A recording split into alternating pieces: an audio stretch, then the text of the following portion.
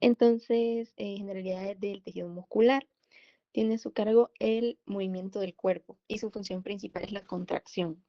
Pues ya sabemos que el movimiento del cuerpo va a estar dado por tanto nuestro tejido muscular en conjunto con nuestro tejido óseo, ¿ok? Entonces, cuando este hace la contracción, nuestro tejido óseo le va a dar soporte y así pues es como nosotros nos podemos mover. Este tejido tiene sus propios términos, o sea, el citoplasma en el tejido muscular no se llama citoplasma, se llama sarcoplasma. ¿Ok? El prefijo sarco nos va a indicar que estamos hablando de músculo. Entonces, la membrana plasmática se va a llamar sarcolema y el retículo endoplasmático liso se va a llamar retículo sarcoplásmico. ¿Y por qué hacemos énfasis en el retículo endoplasmático liso? Porque allá cuando estábamos estudiando primer parcial, recordamos que el retículo endoplasmático liso tiene ciertas funciones asociadas a lípidos y así, pero en ciertas células, como ahorita en las células del músculo, tienen una función muy importante que es la de almacenar calcio, y el calcio es muy importante para la contracción muscular. Entonces, por eso que aquí recibe su propio nombre. Y bueno, tenemos tres tipos de músculos, generalmente se conoce así, el esquelético, el cardíaco y el liso. Entonces el esquelético es estriado y voluntario. El cardíaco es estriado y voluntario. Y el liso, pues como dice su nombre, es liso, no tiene estrías y es involuntario también. Y es importante recalcar que cuando hablamos de estriado y de liso, estamos refiriendo a cómo vemos el músculo, pues, en plaquitas. Y cuando estamos hablando de voluntario e involuntario, pues es el hecho de que realmente nosotros podamos manejar el músculo o no. Siguiente, por favor. Entonces, ahora vamos a empezar con un músculo esquelético. ¿Ok? Entonces, pues hablando de las células de este músculo, las células musculares esqueléticas son largas, cilíndricas y multinucleadas. ¿Ok? Entonces, va a ser como una fibra llena de núcleos y va a estar formada por varias células realmente, porque cuando se está formando el tejido muscular, se está formando por medio de células que se llaman mioblastos, ¿ok? Entonces, estos mioblastos se van a unir y van a formar esta estructura cilíndrica y multinucleada, y ahí ya va a ser un miocito maduro. Ya podemos decir que es un miocito maduro o una fibra muscular, ¿ok? Y tenemos tres tipos de fibras musculares. Las fibras musculares pueden ser rojas, que tienen contracción lenta, pero fatiga tardía, o sea que literalmente se va a contraer más lentamente, pero nos vamos a cansar menos. Las blancas que tienen contracción rápida, pero fatiga fácil, o sea, va a ser un movimiento como más dinámico, pero nos vamos a cansar rápido, ¿ok? Y las intermedias, que pues son intermedias, son no tan rápidas y no tan lentas. Entonces, ¿por qué decimos rojas, blancas e intermedias? ¿O por qué la llamamos así? Porque literalmente se ven así, ¿ok? ¿Y a qué se debe de que tengan fatiga tardía o tengan fatiga rápida? Porque en el músculo tenemos una proteína que se llama mioglobina y la mioglobina es como la hemoglobina de la sangre, pero en el músculo. Entonces, le va a dar esta como característica de que sea rojo y esta va a servir para almacenar oxígeno. Entonces, ¿a qué nos va a ayudar esto en músculo? A que nuestras células musculares estén constantemente como con un suministro de oxígeno, porque necesitamos el oxígeno para que funcione. Entonces, tenemos este suministro de oxígeno y nos va a ayudar a que la célula, bueno, el músculo tenga una contracción más prolongado, ¿no? Entonces, o más bien a que se fatigue rápido o no. Entonces, las rojas, por ejemplo, tienen mucha mioglobina y por eso es que se tardan más rápido en cansarse, porque su oxígeno no se agota fácilmente. Pero a las blancas sí, entonces se puede contraer más rápido, pero se les va a agotar rápidamente el oxígeno. Entonces, y las intermedias pues tienen una cantidad intermedia de mioglobina. Siguiente, por favor. Ahora, el músculo esquelético está recubierto está como empaquetado, ¿ok? Está empaquetado por varias formas de paquetes. Entonces, la primera o la más externa, que es la que nosotros vemos en macro, esa fascia que recubre el músculo, em, se llama epimicio y esta va a rodear todo el músculo y va a formar la poneurosis, ¿verdad? Esa que vemos en macro, esa se va a unir con los tendones y así. Y nos va nos va a ayudar a que se adhiera también a los huesos. Luego tenemos el perinicio, que si lo ven ahí es como que agarra o empaqueta varias fibras musculares, ¿ok? Ese es el perinicio, va a agarrar y dentro de lo que ya está empaquetado, va a empaquetar en paquetes más pequeños, básicamente es eso. Y tenemos también el endomicio, que el endomicio va a empaquetar cada fibra muscular, o sea, cada célula multinucleada la va a empaquetar el endomicio, ¿ok? Entonces, pues va a estar rodeando las células musculares y está formado por fibras reticulares, importante. Y vemos en la imagen que la fibra muscular está formada por una unidad que se llama miofibrilla, pero ¿qué es la miofibrilla? Siguiente, por favor. Ok, la miofibrilla son haces de miofilamentos. Si se fijan, vamos de lo más general a lo más como específico. Entonces, las miofibrillas son haces de miofilamentos, básicamente. ¿Y qué son los miofilamentos? Pues están compuestos de dos filamentos. Los filamentos delgados, que son de actina, y los filamentos gruesos, que son de miosina. Y más adelante voy a explicar de qué se trata todo esto de los filamentos, pero de momento quiero que entiendan cómo está formado, o sea, cómo vamos de lo más general hasta lo más chiquitito que son estos filamentos, ¿ok? Si tienen alguna duda, interrúmpanme, porque, eh, sí, interrúmpanme, no se preocupen. ¿Sí? Ok, entonces, aquí en el esquemita, empecemos por el esquemita de la izquierda, tenemos los filamentos delgados, que les decía que son de actina, y los filamentos gruesos, que les decía que son de miosina. Entonces, los filamentos delgados pues son los azulitos, y los filamentos gruesos van a ser los que son, se ven ahí rojitos o rosaditos, ¿ok? Entonces, en la parte, en la imagen de más arriba, ¿verdad? Empecemos por ahí. Tenemos una estructura que se llama línea Z, que vemos que de ahí parten los filamentos delgados, ¿ok? Tenemos dos, tenemos una a la izquierda y una a la derecha. Exactamente. Entonces, también tenemos letras, ahí vemos una I, una A, una H. Entonces, ¿qué significan estas letras? La I significa isotrópica. ¿Y a qué va a hacer referencia? A que como es un filamento delgado, o es un filamento, pues sí, delgado, es más fácil que la luz atraviese, ¿ok? O que sí, que la luz pase o que se vea de una forma más clara. Mientras que la A, que está ahí a la par de la I, que está agarrando los filamentos gruesos, ajá, mientras que la A está ahí, esta tiene los filamentos gruesos y como los filamentos son gruesos, justamente, es más difícil que pase la luz, o sea, va a ver más oscura. Y a eso hace referencia su letra A, que significa anisotrópica, o sea, que la luz no va a pasar por ahí o va a pasar con dificultad. Y tenemos también la banda H. La banda H, que es la que está abajo, va a agarrar solamente los filamentos gruesos, ¿ok? Entonces, en el segundo esquemita, como en el segundo sarcómero, en la segunda estructura que está abajo, ahí, vamos a ver que la banda A, por ejemplo, va a agarrar donde se superponen los filamentos delgados y los filamentos gruesos, pero la banda H solo agarra la parte de los filamentos gruesos, ¿ok? Es importante eso. Y pues la banda I siempre va a agarrar solo lo de los filamentos delgados. Y la banda H representa como una parte más clara dentro de lo oscuro. Sí me explico, porque la banda A agarra como los espacios que se superponen y obviamente si se van poniendo más cosas va a ser más difícil que pase la luz. Pero en la banda H ya solo están los filamentos gruesos, entonces ahí va a ser más fácil que pase la luz dentro de lo difícil, ¿ok? Entonces, eso.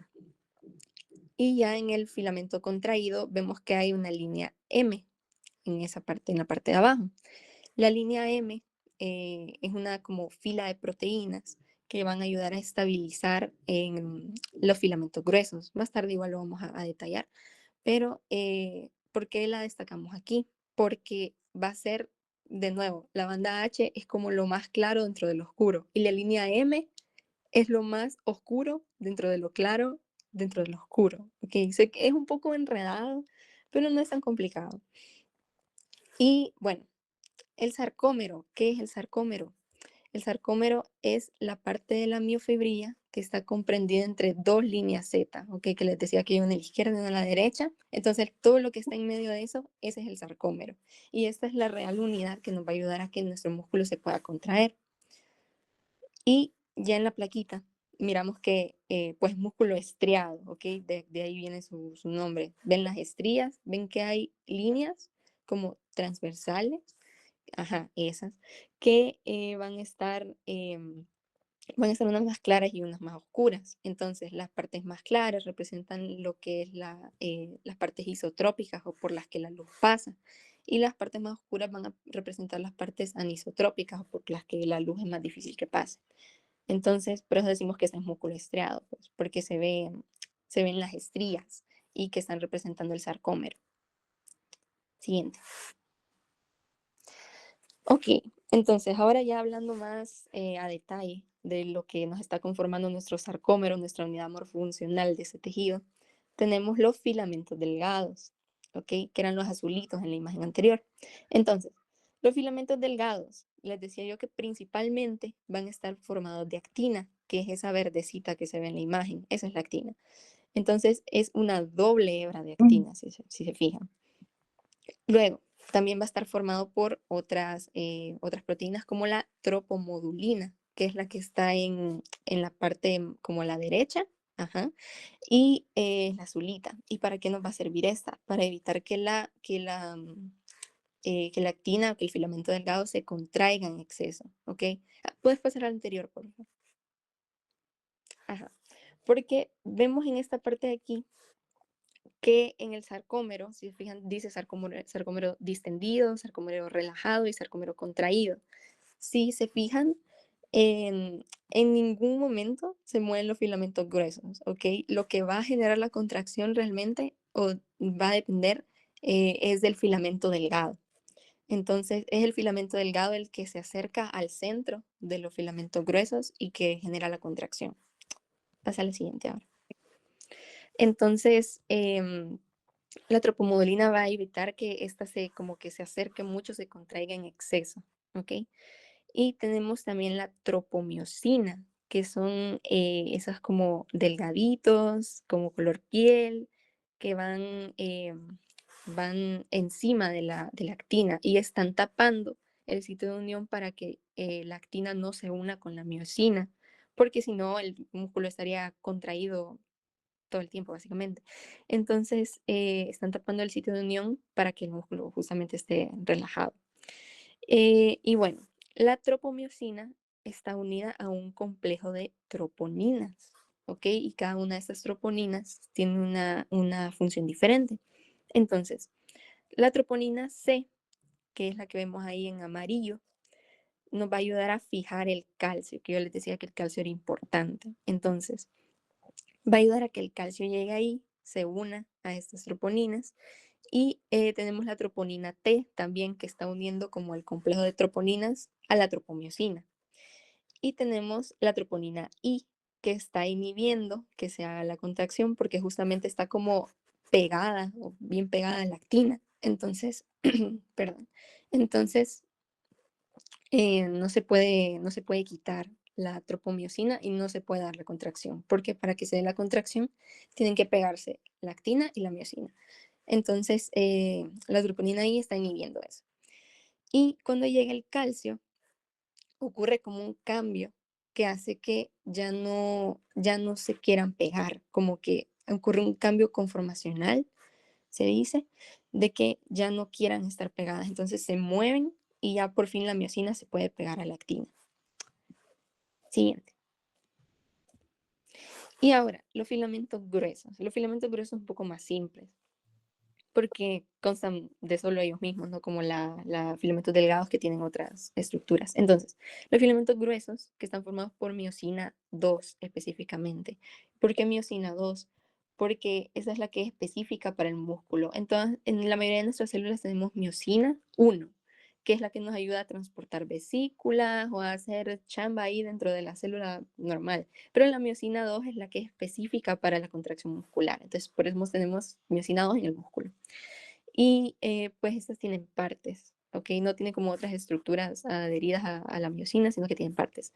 Entonces, las partes tenemos la cabeza, que la cabeza es pues la parte como más embobada, como literalmente parece una cabeza, ¿ok?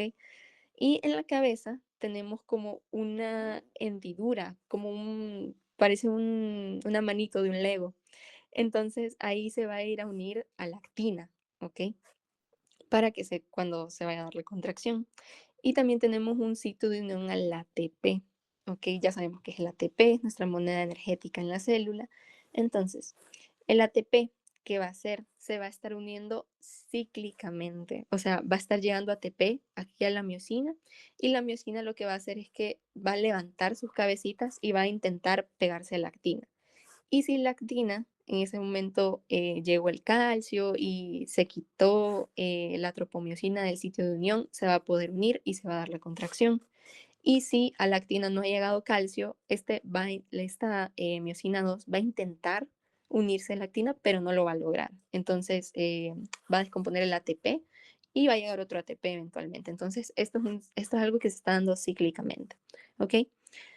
También tenemos las cadenas, cadena ligera y esencial y cadena ligera reguladora, que estas más que todo nos van a ayudar a como a que no haya un efecto de palanca muy excesivo, ¿ok? Que no levante su cabecita muy bruscamente, digamos.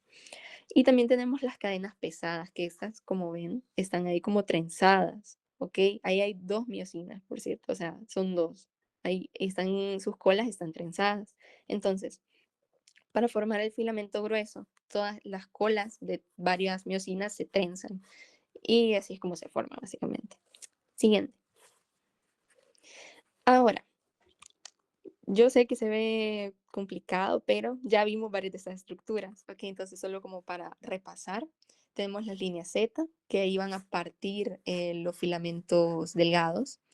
Tenemos ahí, pues, justo la actina, que está formando la parte principal, formando nuestro filamento delgado. Todo lo que ya vimos está resaltado en verde, ¿ok?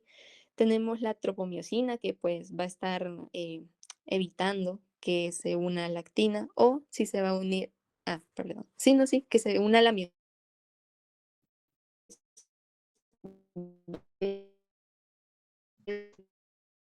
y se puede dar la contracción porque ya se va a poder unir la actina a la miosina. Tenemos la tropomodulina, que va a evitar que la actina se, se contraiga en exceso. Tenemos las bandas H, que les decía que solo van a agarrar los filamentos gruesos, y las bandas A, que van a agarrar también los filamentos gruesos, tanto los filamentos gruesos como donde estos se superponen con los filamentos delgados.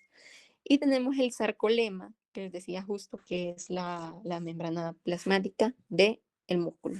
¿Ok? Siguiente.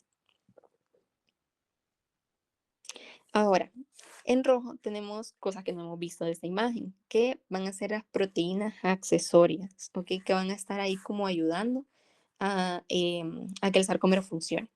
Entonces, tenemos ahí arriba a la izquierda la actinina alfa. ¿Qué va a hacer esta? Va a estar uniendo el filamento delgado a la línea Z, ¿ok? Tenemos la nebulina, que la nebulina le va a estar dando como soporte a nuestro filamento delgado. Tenemos la titina ahí arriba a la derecha, que me gusta mucho porque parece un resorte y bien bonita, silly. Entonces, la titina es una proteína muy grande y esta nos va a ayudar también justamente a evitar que haya una contracción en exceso, ¿ok? A que no se dañe nuestro músculo, ¿ok? Que no se contraiga en exceso. Entonces, justamente por eso es un resorte, porque se contrae, pero la titina está haciendo como una fuerza inversa para que se vuelva a su estado normal. Tenemos las proteínas de la línea M, que justo les decía que es como la parte más oscura dentro de lo claro, dentro de lo oscuro. Y la proteína de la línea M, como la miomesina, la proteína M, la oscurina, lo que van a hacer es que le van a estar dando soporte, pero a los filamentos gruesos, ¿ok? Como que los van a mantener en el centro.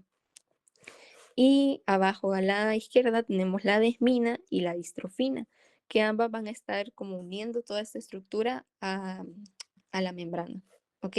Entonces, la desmina lo hace como en forma de malla, como, sí, como en forma de malla, como en filamentos, y lo va a unir a una proteína que está en la membrana que se llama quirina. Y la distrofina, pues lo va a unir a otras proteínas, como la laminina, otras que estén ahí. Bueno, siguiente. Bueno, ya salimos de músculo esquelético. Ahora, vamos a hablar de músculo cardíaco.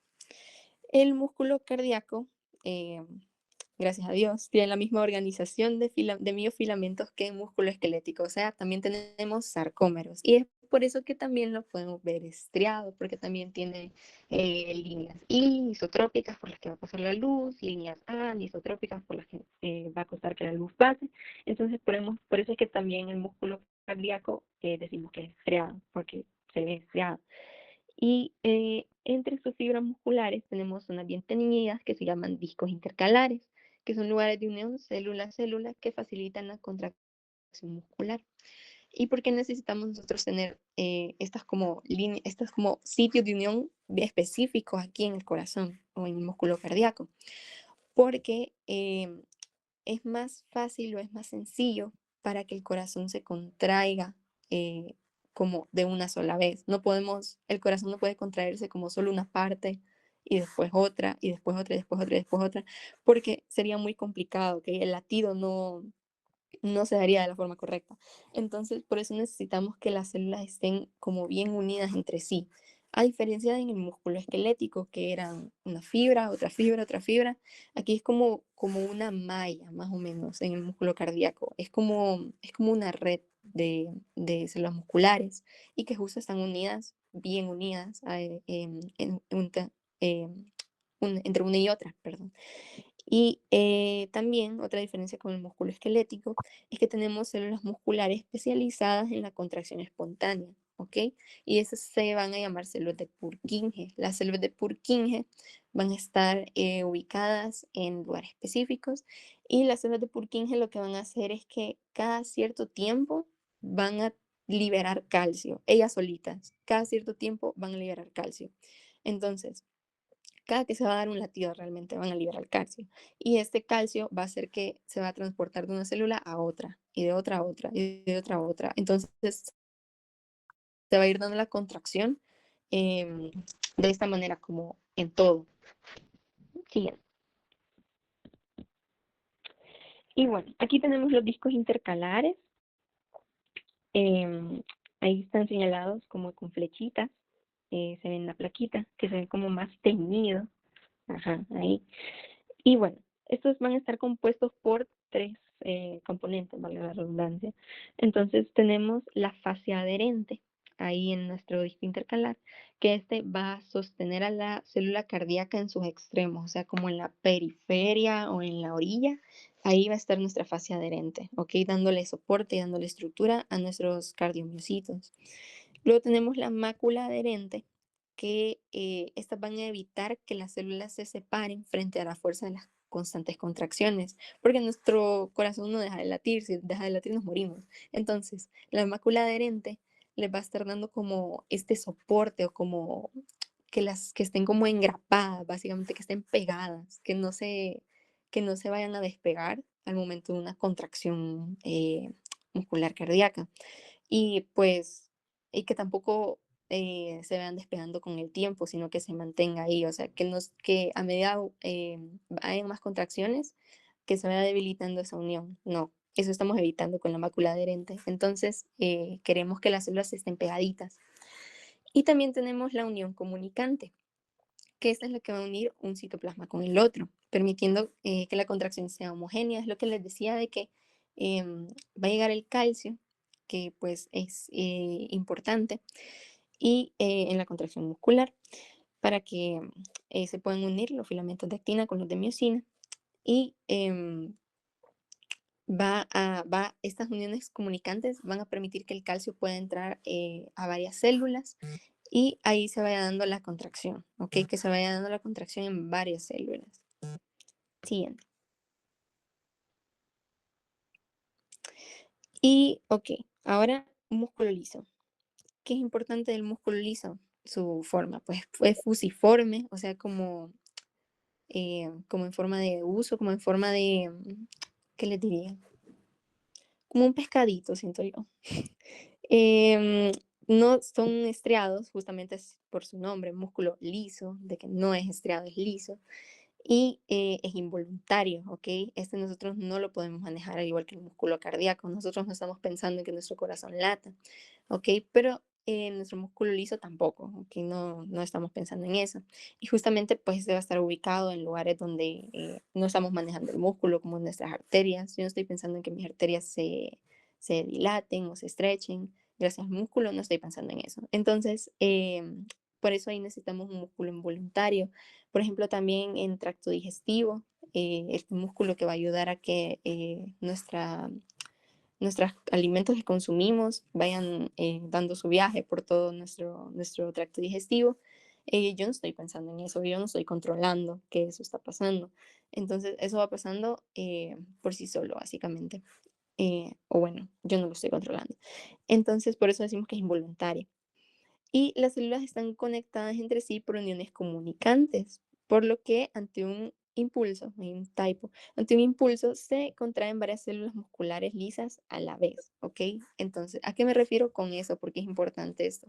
Porque si yo tengo una arteria y quiero que la arteria se contraiga, que el músculo liso que está alrededor de esta arteria se contraiga, no se me va a quedar un lado de la arteria sin contraer y otro contraído. Entonces, eso no puede pasar. Entonces, por eso necesito que hayan uniones comunicantes para que al momento de que llegue un impulso nervioso que me haga que se contraiga, necesito que se contraiga todo, todo el donde están las células musculares lisas. Y pues, como les decía, es muy importante para producir estos movimientos peristálticos en nuestro sistema digestivo, la peristalsis. Es muy importante justamente para que pase el alimento por todo nuestro tracto digestivo. Siguiente. Ahora, el músculo liso. ¿Por qué decimos que no es estriado? ¿Ok? Porque ya no tenemos sarcómeros. O sea, ya no tenemos aquello de que banda A, banda I, banda H. No, ya no tenemos sarcómeros, pero siempre tenemos actina, solo que sin troponinas, y miocina, ¿ok?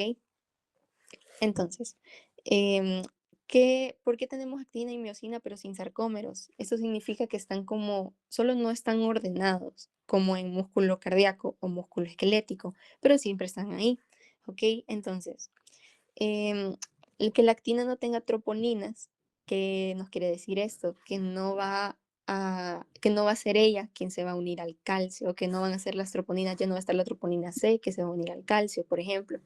Entonces, eso es importante, porque ahora en músculo liso, el calcio se va a unir a una proteína que se llama calmodulina, ¿ok? Y esta va a formar un complejo que se llama calcio-calmodulina. Entonces, cuando está formado este complejo, cuando llega el calcio a la célula y se forma este complejo lo que va a ir es que va a agregar un ion fosfato en la miocina, ¿ok? Entonces, cuando ya la miocina tiene un ion fosfato, ya se puede unir a la actina. Entonces, si la miocina no tiene ese ion fosfato, no se puede unir a la actina y no hay contracción. Entonces, decimos, por ejemplo, que aquí en músculo liso la contracción depende de la miocina, porque es la miocina la que tiene que estar fosforilada o con un ion fosfato para que se dé la contracción. Mientras que en músculo esquelético la contracción depende de la actina, porque la actina tiene que estar unida al calcio para que se pueda dar la contracción, ¿ok? Y la actina, pues, como les decía, no está organizada en sarcómeros, la miocina tampoco, no están organizadas en sarcómeros, pero la actina está unida al lugar del citoplasma llamados cuerpos densos, ¿ok? Entonces va a estar unida como a ciertos lugares del citoplasma y cuando ocurra la contracción va a ser como que va a jalar la célula, el citoplasma, la membrana, ¿ok? La va a jalar. Entonces de esa manera ocurre la contracción, no ocurre como un desplazamiento entre los filamentos, sino que ocurre como que jala, ¿ok? Que está unida pues a los cuerpos densos. Siguiente.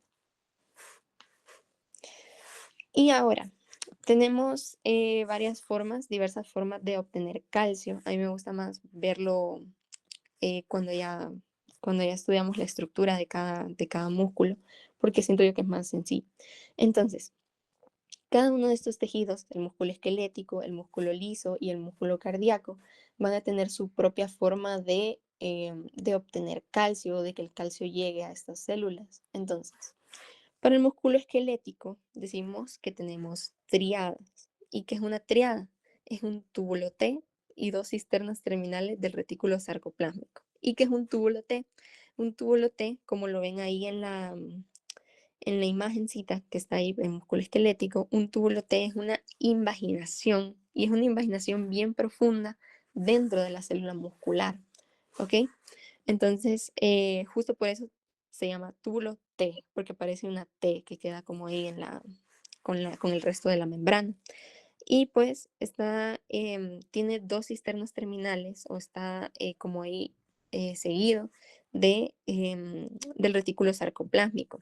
Entonces va a llegar el calcio o va a llegar más bien la contracción, em, el impulso nervioso para que nuestro músculo se pueda contraer, un músculo esquelético en este caso, va a llegar el impulso nervioso, se van a abrir canalitos y esos canalitos ahí en el túbulo T van a hacer que el calcio pueda entrar. Y al calcio entrar, a este calcio hace que salga más calcio que estaba guardado en el retículo sarcoplásmico. Entonces, todo este calcio se va a ir a la actina, en este caso, porque estamos hablando de músculo esquelético, se va a ir a la actina, a la troponina C y va a lograr que se dé la contracción.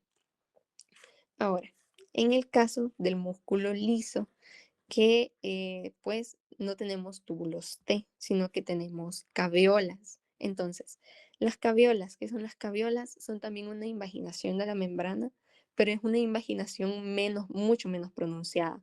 Entonces, igual, el funcionamiento es más o menos el mismo.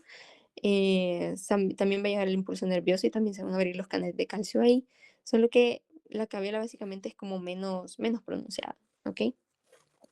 Y también tenemos el músculo cardíaco, que en el músculo cardíaco ya no tenemos triadas, sino que tenemos diadas, ¿ok? Siempre tenemos el túbulo T, esta invaginación bien profunda, y tenemos unida a solo una cisterna del retículo sarcoplásmico, ¿ok? Entonces, importante que solo está unida a una cisterna, por eso decimos que es una diada, porque solo son dos estructuras, y en músculo esquelético eran tres estructuras, un túbulo T y dos cisternas. En músculo cardíaco, un túbulo T, una cisterna. Y el funcionamiento es básicamente el mismo. Ahora, ¿por qué tenemos solo una cisterna aquí en músculo cardíaco? Es porque la organización del retículo sarcoplásmico es menos ordenada en músculo cardíaco que en músculo esquelético. En músculo esquelético es bien ordenada la organización del retículo sarcoplásmico. En músculo cardíaco no. Entonces, por eso tenemos aquí solo una diada y no dos. Siguiente. Ok, y ahora las formas de regeneración. Si este músculo se daña, ¿cómo se va a regenerar? Entonces, tenemos diferentes formas de regeneración por cada tipo de músculo. Tenemos el músculo esquelético, que este se puede regenerar parcialmente gracias a células satélite, ¿ok? Entonces, las células satélite son células madre que van a estar ahí pegadas al músculo esquelético y van a estar pendientes de que si algo se rompe o si algo falla o si hay que regenerar el músculo, lo van a hacer ellas, las células satélite, ¿ok? No las células, no las fibras musculares o las células musculares. Lo van a hacer las células satélite, van a proliferar y van a formar otras fibras de músculo, ¿ok? No se va a dividir nuestra célula en músculo esquelético, sino que va a ser la célula satélite quien va a reconstruir el músculo en caso de que se dañe. Y en músculo liso, pues el mecanismo es normal, se regenera eficazmente y recupera la función y esta utiliza mitosis, ¿ok? Básicamente una celulita de músculo liso em, va a hacer mitosis y va a proliferar. No necesita que llegue otra célula diferente para que se pueda regenerar ese músculo. Y músculo cardíaco no se regenera funcionalmente, sino que solo se cicatriza y el daño se reemplaza por tejido fibroso, ¿ok? ¿Qué queremos decir con esto? que en músculo cardíaco, cuando hay, por ejemplo, un infarto, que hay cardiomiocitos o células musculares cardíacas que se dañan, estas no se pueden regenerar. Y los otros cardiomiocitos que están bien tampoco pueden sufrir mitosis para ir a reemplazar estas células que se dañaron. Entonces, ¿qué pasa? Que en vez de repararse con cardiomiocitos o con células cardíacas musculares, se repara con tejido fibroso, con fibroblasto, básicamente. Entonces, solo queda la cicatriz ahí, ese tejido pues, deja de ser funcional. Entonces, bueno, el tejido cardíaco así funciona. Y a veces, o en algunos casos, el tejido cardíaco sí hace el intento como de sufrir mitosis, pero no puede. Entonces como que se queda ahí a la mitad y en algunas plaquitas podemos ver tejido cardíaco o cardiomiocitos binucleados, porque como que hicieron el intento y pudieron separar sus núcleos, pero no pudieron separar su citoplasma. Entonces como que se queda ahí a medias. Y bueno, siguiente. Y ya, eso sería todo. No sé si tienen dudas o si quieren repasar algo específico de tejido muscular.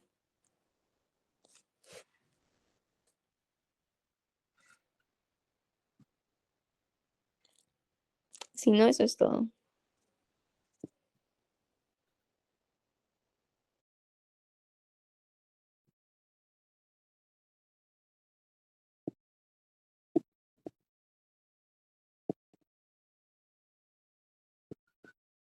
Hola, buenos días. Mi nombre es Ana Maldonado. Yo les voy a dar la práctica de TEU. Solo permítanme un momento.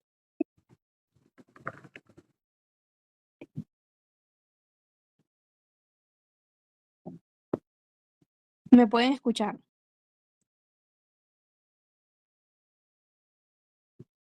Sí. Preguntan cuál es el órgano más grande del cuerpo, se dice que es la piel, ¿verdad? Porque esta constituye una gran masa de aproximadamente el 15 al 20% de nuestro peso corporal, es la piel. Pero actualmente pues se habla de que como tal el órgano más grande de nuestro cuerpo es el endotelio. Eso es lo que se ha publicado recientemente, ¿ok? Y que ya no es la piel como tal. Pero si ustedes revisan sus libros, va a seguir saliendo todavía sale, porque no se han actualizado, etcétera, etcétera. Que como tal, el órgano más grande de nuestro cuerpo es la piel, ¿ok? Pero siempre tengan en consideración eso, qué es lo que se ha actualizado, por así decirlo. Ahora, mi sistema tegumentario es muy importante. Yo podría decir que entonces, les voy a comenzar otra vez para que veamos como un poco ubicado, ¿verdad? Lo que les había dicho, el sistema tegumentario y todo eso que ustedes ya conocen, de cómo está formado, de la piel, los anexos cutáneos, ¿verdad? Y lo que les decía, que la glándula mamaria es uno de los anexos cutáneos que nosotros no vamos a ver en sistema tegumentario, pero forma parte de él, ¿ok? Lo que pasa es que se ve junto al sistema reproductor femenino, entonces por eso no lo tocamos aquí. Y que el órgano más grande de nuestro cuerpo, en los libros, ustedes van a ver que lo que encontramos realmente es que es la piel, según los libros de texto, ¿verdad? Porque constituye el 15 al 20% de nuestra masa corporal total. Pero que actualmente, pues, ya con nuevas investigaciones, etcétera, se ha descrito que el órgano más grande de nuestro cuerpo es el endotelio. Que ustedes saben que el endotelio es el epitelio plano simple que reviste a nuestros vasos sanguíneos. Ahora, hablando de las funciones de la piel, este actúa como barrera, ¿verdad? Frente a agentes físicos, frente a agentes químicos, etcétera, etcétera. Entonces siempre nos va a estar protegiendo prácticamente. Otra función muy importante es que regula la función inmunitaria y ustedes ya conocen que en mi epidermis específicamente yo tengo células de mi sistema inmunitario que actúan como células presentadoras de antígeno. Entonces yo tengo parte de mi sistema inmunitario en mi epidermis y está ahí en una vigilancia constante, ¿verdad? Si hay alguna bacteria, si hay algún hongo, por ejemplo, estas células van a aumentar y van a iniciar una respuesta inmunitaria.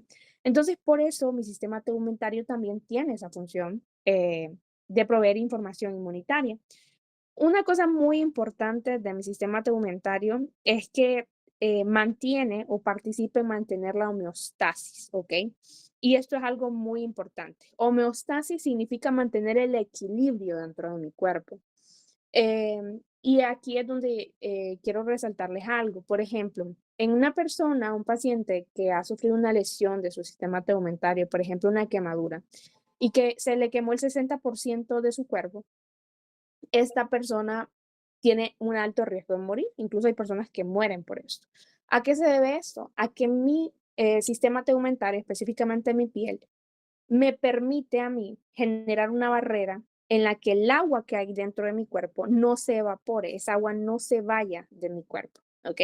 Entonces, ¿qué pasa si nosotros perdemos esa continuidad del tegumento? Pues esa agua se va a evaporar y se va a ir, ¿verdad? Y eso es muy importante porque si disminuye ese volumen de líquidos de nuestro cuerpo, nosotros entramos en shock, ¿ok? Y cuando entramos en shock, entramos en un estado crítico en el que podemos fácilmente morir. Entonces, por eso es muy importante lo que es nuestro sistema tegumentario como tal, ¿ok? Porque participa también en la homeostasis. También transmite información sensitiva. Ustedes ya saben que nosotros tenemos muchos mecanorreceptores distribuidos por todo nuestro sistema tegumentario, corpúsculo de Merkel, corpúsculo de Pacini, de Meissner, de Ruffini. Todas esas estructuras me permiten a mí percibir, ¿ok? Me permiten que yo, por ejemplo, en este momento cierre mis ojos. Independientemente de que yo los tenga cerrados, yo puedo percibir que alguien me está tocando, por ejemplo, ¿verdad? Entonces eso es muy importante, me da esa información sensitiva. Y tiene una función muy importante, aunque nosotros no lo creamos, también el sistema tegumentario tiene funciones endocrinas, ¿ok? ¿Qué significa eso? Me ayuda en la síntesis de ciertas hormonas, por ejemplo, o de ciertos elementos, como ser la vitamina D. ¿Cómo es eso que se forma o se sintetiza vitamina D en mi tegumento, en mi piel específicamente? Eso se debe a que en las células basales, ubíquense en la epidermis, ¿ok? Imagínense la epidermis. Y en las células que están en la parte más basal, yo ahí tengo guardado cierto compuesto que se conoce como 7-deshidrocolesterol, ¿ok? Vamos a ver. 7-deshidrocolesterol. ¿Por qué es importante ese 7-deshidrocolesterol? Porque este es un precursor de la vitamina D3, pero necesitamos activarlo, ¿verdad? Entonces, aquí ocupamos algo muy importante, que es la radiación UV del sol. Por eso es que cuando nosotros nos encuentran una deficiencia de vitamina D, nos dicen, hey, sale al sol, asoleate para que aumente esa vitamina D en tu organismo. Y es porque el sol, ¿verdad? Esa exposición al sol, esa exposición a los rayos UV o ultravioleta, me activan a ese 7-deshidrocolesterol y me lo convierten en colecalciferol. ¿Ok? El colecalciferol es vitamina D3. Vitamina D3, ¿ok? Sigue siendo como tal una vitamina inactiva, por así decirlo, pero lo que hace ese colecalciferol es que viaja a mi hígado, viaja también a mi riñón, y aquí es donde se activa, ¿ok? Es donde se activa y se convierte en calcitriol. Que el calcitriol ya es la vitamina D activa, es la que se utiliza, ¿ok? Y es muy importante, o sea, es una vitamina que participa en el metabolismo del calcio, en el metabolismo del fósforo, nos permite absorber el calcio, por ejemplo, a nivel intestinal, entonces es muy importante, ¿verdad? Nos ayuda a mantener esas concentraciones de esos minerales en nuestro organismo. Y esa es la función endocrina que tiene como tal mi sistema tegumentario. Y se los quería explicar para que ustedes entiendan cómo es que pasa esto. Y también interviene en la excreción, ¿verdad? Esa es otra función, porque ustedes ya conocen todas las glándulas que yo tengo en mi sistema tegumentario. Entonces, ¿hasta ahí vamos bien? ¿Quieren que les repita algo?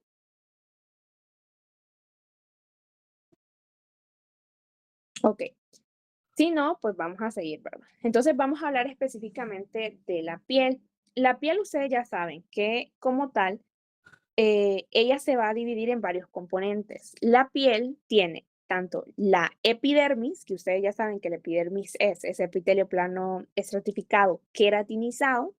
Luego tenemos la dermis, que es tejido conectivo, ¿verdad? Tejido conectivo que provee nutrientes, que provee sostén. Ya vamos a hablar de él más a detalle más adelante. Y tenemos algo muy importante que no forma parte de la piel, pero es muy importante mencionarlo, que es la hipodermis, ¿ok?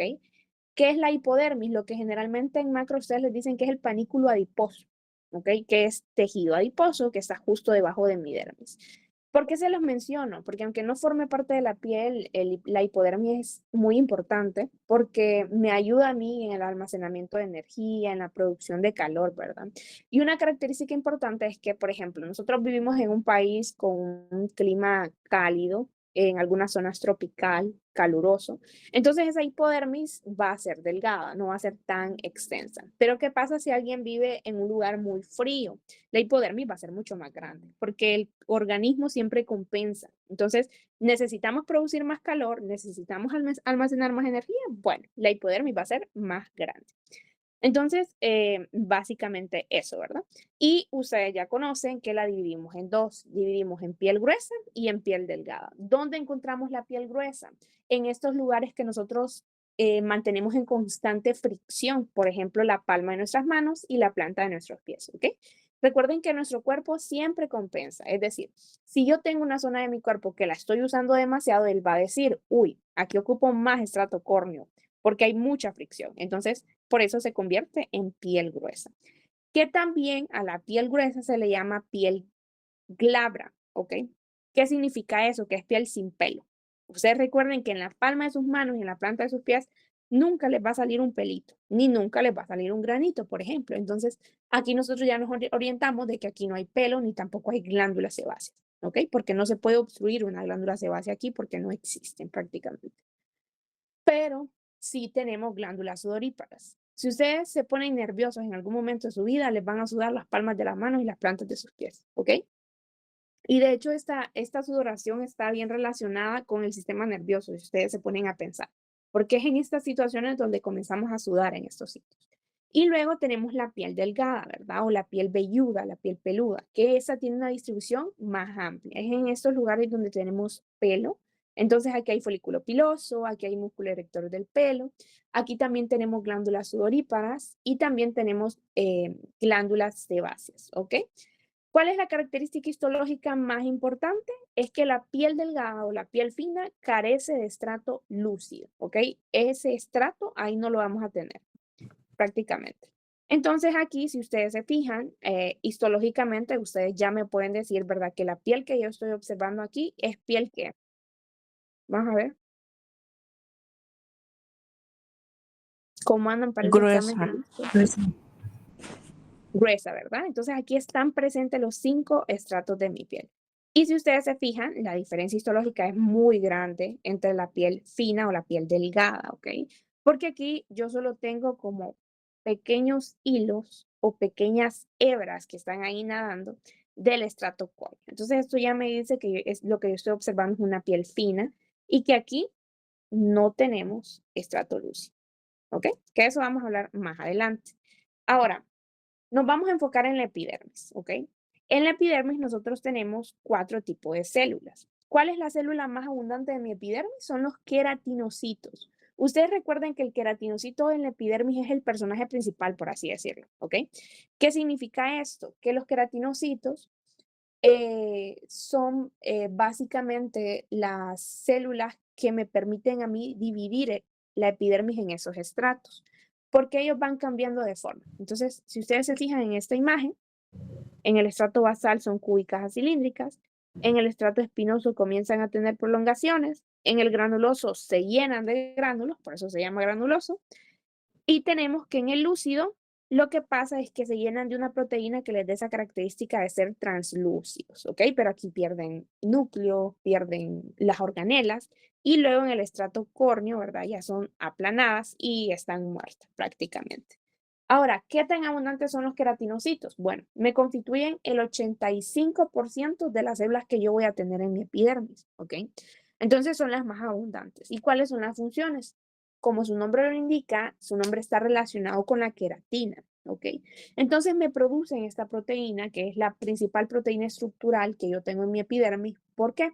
Porque la queratina es lo que le da a mi epidermis, o lo que le da a la piel, mejor dicho, esa característica de ser resistente.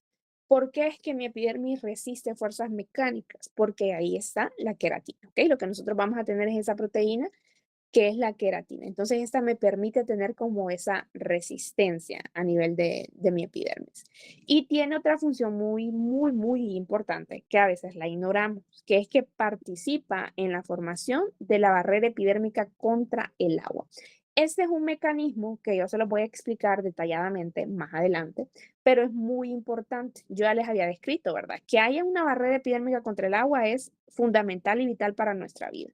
Entonces, los queratinocitos participan en este mecanismo de básicamente no permitirle al agua de nuestro organismo que salga al medio externo, porque nosotros necesitamos tener un volumen de líquidos hasta cierto punto, ¿verdad? Dentro de nuestro organismo. Entonces, eso con los queratinocitos. Ahora, la siguiente célula son los melanocitos, ¿ok? Los melanocitos, ya su nombre se lo indica. ¿Qué es lo que te produce? Melanina. Te produce el pigmento de nuestra piel. Y los melanocitos, a comparación de los queratinocitos, ya los encontramos en una cantidad más escasa. Los encontramos en un 5%, ¿ok? En un 5% encontramos los melanocitos en el epidermis. Entonces, ustedes pregúntense, ¿cómo es que todos los queratinocitos, que son un 85%, tienen pigmento si solo hay un 5% de melanocitos? Bueno, esto se debe a la morfología, es decir, a la forma que tiene mi melanocito, que es eso que yo les estoy como eh, señalándoles en rojo ahí. Esa célula que parece un pulpo, si ustedes se fijan, tiene con prolongaciones, eso es un melanocito. Entonces, que tenga esa forma dendrítica, podríamos decir, le permite al melanocito compartirle esa melanina a varios queratinocitos, ¿ok? Entonces, si ustedes leen a detalle el libro, se van a dar cuenta que dice que un melanocito puede llegar a darle pigmento a 36 queratinocitos. Entonces, ustedes se fijan ahí. Así se compensa entonces. Independientemente de que hayan pocos melanocitos, todos los queratinocitos van a tener pigmento, porque existe esta relación, ¿ok? En la que un melanocito le comparte melanina a 36 queratinocitos. Y algo muy importante, ¿cuál es el aminoácido a partir del cual se forma la melanina? Bueno, el aminoácido se conoce como tirosina. ¿Ok? Eso es muy importante, muy preguntable en su examen, por ejemplo, en su examen teórico, ¿verdad? En su examen de laboratorio, pues como tal, no. Ahora, la ubicación de los melanocitos, ¿en qué estrato lo encontramos? En el estrato basal, ¿ok? Recuerden que a partir de ese estrato basal comienzan a ascender mis células, entonces estas ya tienen que ir con su pigmento, por eso mi melanocito está desde mi estrato basal, ahí es donde nosotros lo vamos a encontrar. Y el mecanismo de secreción que tiene ese melanocito se conoce como secreción citocrina, ¿ok? Que la secreción citocrina no es más que lo que yo ya les expliqué, ¿verdad? Que mi melanocito viene, mete esas prolongaciones en varios queratinocitos y de esa manera es que les comparte ese pigmento. Ahora, ¿por qué es que habemos personas que tenemos una piel más oscura que otras, otros tienen una tez más pálida? Eso no depende del número de melanocitos, porque nosotros podríamos decir, una persona afro, una persona de piel negra, por ejemplo, o de la raza negra, tiene más melanocitos, por eso es que su coloración es más oscura. Eso no es correcto, ¿ok? Todos los seres humanos, tanto personas con tez blanca, con tez oscura, personas trigueñas, tenemos la misma cantidad de melanocitos. Todos tenemos ese 5% de melanocitos. ¿Qué es lo que cambia de una persona a otra? La producción de melanina, ¿ok? Las personas de tez oscura producen más melanina que las personas de tez blanca, por ejemplo. Y el mecanismo de degradación de la melanina también es más lento, ¿ok? Las personas que tienen una piel oscura degradan la melanina más lento que las personas de piel clara, ¿ok? Entonces, estas características son las que nos permiten a nosotros tener una tez más clara o más oscura. Y obviamente, ¿por qué está regulado esto? Por factores genéticos principalmente, ¿verdad? Únicamente la genética que nosotros traemos nos predispone a producir más melanina, a degradarla más lento o a degradarla más rápido, ¿ok? Entonces, esto con los melanocitos. ¿Tienen alguna pregunta? Y si no, vamos a seguir con las otras células, que son las células de Langerhans, ¿no? Estas células son las que yo les decía que participan con mi sistema inmunitario, porque son células presentadoras de antígeno, ¿ok? Entonces son células que están ahí básicamente vigilando, por así decirlo, que no haya una bacteria, que no haya nada como que nos puede infectar, por ejemplo, y si lo hay, pues ellas se activan, agarran como ese antígeno y lo van a presentar, ¿verdad? Y comienza toda la cascada de mi sistema inmunitario para defenderme prácticamente. ¿Dónde encuentro mis células de Langerhans? En el estrato espinoso. Únicamente aquí las voy a encontrar. Y estas tienen unos orgánulos, o sea, la característica más importante morfológicamente son estos orgánulos que se conocen como gránulos de Birbeck, ¿ok? Los gránulos de Birbeck, dice el libro de texto, que tienen forma de raqueta de tenis. Yo realmente no le veo forma de raqueta de tenis, sino como de una flor de Bob Esponja, ¿ok? No sé si ustedes la han visto, pero así, una flor ahí toda irregular. Pero ¿por qué son importantes los gránulos de Birbeck? Por la función que ellos tienen. Son estos gránulos de Birbeck los que me ayudan a generar esa función de ser presentadoras de antígeno, ¿ok? Entonces, por eso son importantes. Ahora, ¿cómo se ve en la microscopía electrónica los gránulos de Birbeck? Serían estos, ¿ok? Si ustedes se fijan ya en microscopía electrónica, yo sí le veo como la formita de raqueta de tenis, en este caso. ¿Ok? Entonces, esos gránulos de Birbeck son orgánulos de mis células de Langerhans que me participan a tener esa función inmunitaria, a ser células presentadoras de antígeno, entonces me ayudan a secretar ciertos compuestos. Y aquí tengo una imagen, ¿ok? Que es esta que está aquí. En esta imagen, ustedes están observando la epidermis, ¿verdad? Si ustedes se fijan. Hola, ¿hay alguna pregunta? Creo que se te encendió el micro. Bueno, entonces, en esta imagen que está aquí es muy interesante. Esta es una corte histológico que se realizó con inmunohistoquímica. ¿Ok? Inmunohistoquímica. ¿Para qué utilizamos la inmunohistoquímica? Lo que queremos ver específicamente son estas células de mi sistema inmunitario. Entonces, todo lo que ven teñido en negrito son células de Langerhans. ¿Ok? Eso es para que ustedes vean que en este caso es un caso patológico, o sea, no es normal. Las células de Langerhans fisiológicamente, o sea, en condiciones normales las encontramos en el estrato espinoso. Eso nosotros ya lo sabemos. ¿Qué pasa con esta epidermis? Esta epidermis está contagiada, ¿ok? Por Mycobacterium, ¿ok? Ellas tienen una infección ahí a nivel del epidermis. Entonces, esas células de Langerhans aumentan en tamaño y se distribuyen, si ustedes se fijan, por mi epidermis, principalmente por el estrato espinoso. Pero si ustedes se fijan, aumentan mucho. Entonces, todas esas células que ustedes ven aquí son células de Langerhans. ¿Y por qué hay bastantes? Porque hay una infección en ese epidermis, ¿ok? Es una infección, en la imagen ahí decía que era una infección por Mycobacterium, pero es para que ustedes observen cómo cambia, ¿verdad? De manera normal y cuando hay una infección. O sea, estas células van a actuar sí o sí. Y eso con mis células de Langerhans, ¿ok? Y por último tenemos lo que son las células de Merkel. Entonces, las células de Merkel ya nosotros conocemos, ¿verdad? Ya nosotros sabemos que estas células de Merkel son mecanorreceptoras, es decir, me permiten a mí sentir, me ayudan con esa función sensitiva. Si yo paso, por ejemplo, una plumita por mi piel, yo percibo eso, aunque sea muy débil. Entonces, las células de Merkel son mecanorreceptoras. ¿Y dónde van a estar más abundantemente? Ustedes recuerden que todo nuestro tegumento nosotros tenemos sitios anatómicos que son más sensibles que otros, es decir, podemos percibir más. Por ejemplo, en el pulpejo de nuestros dedos, ¿ok? Aquí es donde están distribuidas más abundantemente, ¿ok? Es el sitio anatómico donde tenemos más células de Merkel. Ahora, recuerden dónde están ubicadas las células de Merkel, en el estrato basal. Es aquí prácticamente donde nosotros tenemos a esas células de Merkel como tal. Ahora, yo sé que en neuro a ustedes les hablan del corpúsculo de Merkel, ¿ok? Entonces, para que ustedes lo entiendan, yo tengo mi célula de Merkel. Mi célula de Merkel es solo esa célula que está ahí. Cuando mi célula de Merkel se une a una neurona sensitiva, a ese conjunto, es decir, a la célula de Merkel más la neurona sensitiva, yo la conozco como corpúsculo de Merkel. Entonces es prácticamente lo mismo, nada más que en neuro pues te hacen la unión con el sistema nervioso. ¿Ya? Y eso con las células. No sé si tienen alguna consulta hasta este momento. Y si no, pues vamos a hablar de lo que son los estratos, ¿verdad? Entonces, Tenemos en este caso, a ver, que hay una imagen algo fea aquí. Entonces, en los estratos de mi sistema tegumentario, tenemos en ese caso de interno a externo el basal. El estrato basal también se le conoce como estrato germinativo, si ustedes recuerdan, ¿ok?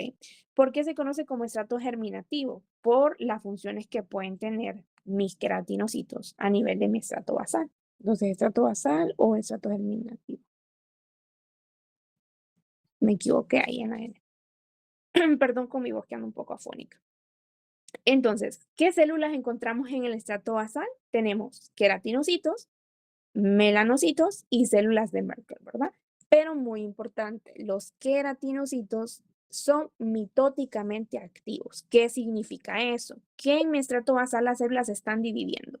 Ustedes recuerden que mi epidermis está en constante recambio, es decir, en el estrato basal los queratinocitos se están dividiendo, pero en el estrato córneo, ¿qué pasa con esos queratinocitos? Se están descamando.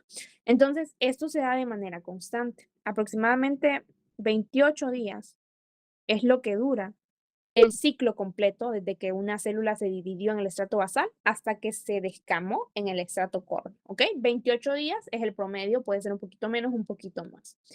Y hay ciertas alteraciones donde este ciclo no se cumple y vienen ciertas alteraciones de mi sistema tegumentario que les voy a mencionar un poquito más adelante. Entonces, eso en el estrato basal, ¿verdad? Queratinocitos mitóticamente activos. ¿Cuál es la morfología de esos queratinocitos en el estrato basal? Aquí, pues, son células de cúbicas a cilíndricas, ¿ok? Esa es la forma que ellas tienen. Y eso con el estrato basal. Luego las células pasan al siguiente estrato, que es el estrato espinoso. ¿Por qué el estrato espinoso se llama así? Ustedes recuerden que el queratinocito va cambiando de forma o va cambiando ciertas características y por eso se dividen en estratos. Entonces, en el estrato espinoso, lo que pasa con los queratinocitos es que ellos van teniendo ciertas evaginaciones, ¿ok? Una evaginación es algo que va hacia afuera. Entonces, digamos que el queratinocito va teniendo como una forma más o menos así. Tiene como esas saliditas, ¿ok? Como esas bracitos, por así decirlo. Entonces, esas evaginaciones que se forman, ay, perdón. Entonces, esas evaginaciones que se forman, ¿verdad? En lo que es mi estrato espinoso, es lo que le dan esa característica de llamarle estrato espinoso. Permítanme ustedes.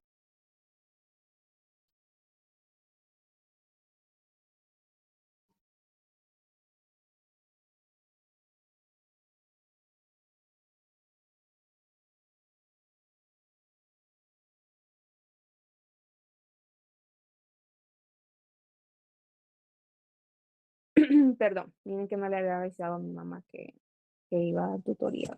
Y soy foránea, entonces me llaman todas las mañanas. Entonces, en el estrato espinoso se forman esas evaginaciones, ¿verdad? De los queratinocitos y por eso se conoce como estrato espinoso. Ahora, hay algo que te dice el libro que es que cuando estas evaginaciones, qué feo dibujé esa célula, pero es decir, cuando las evaginaciones se unen de un queratinocito y otro, te forman una porción engrosada, que a eso lo conocemos como cuerpos de vasocero. ¿Ok? Cuerpos de vasocero. Eso ahí está en su libro. Nada más por si les preguntan ahí algo medio rebuscadito del estrato espinoso, serían esos cuerpos de vasocero como tal. Que sería el engrosamiento de los desmosomas cuando las evaginaciones se unen en los queratinocitos. Ahora, ¿qué otras células tenés en el estrato espinoso?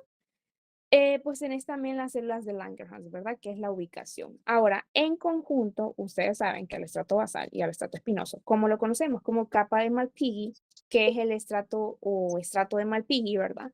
¿Y por qué unimos el estrato basal y el estrato espinoso? Porque los queratinocitos que están aquí son los que están vivos, por así decirlo, y son los que están mitóticamente activos. Entonces, es en estos dos estratos donde se está dando esa división.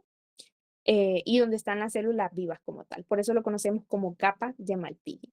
Luego pasamos al otro estrato, que es el estrato granuloso. ¿Ok? ¿Por qué se llama estrato granuloso? Porque mis células se comienzan a llenar de queratohialina. ¿Ok? Comienzan a formar gránulos Y dentro de esos gránulos nosotros tenemos la queratoialina, que es como el precursor de la queratina que vamos a tener posteriormente.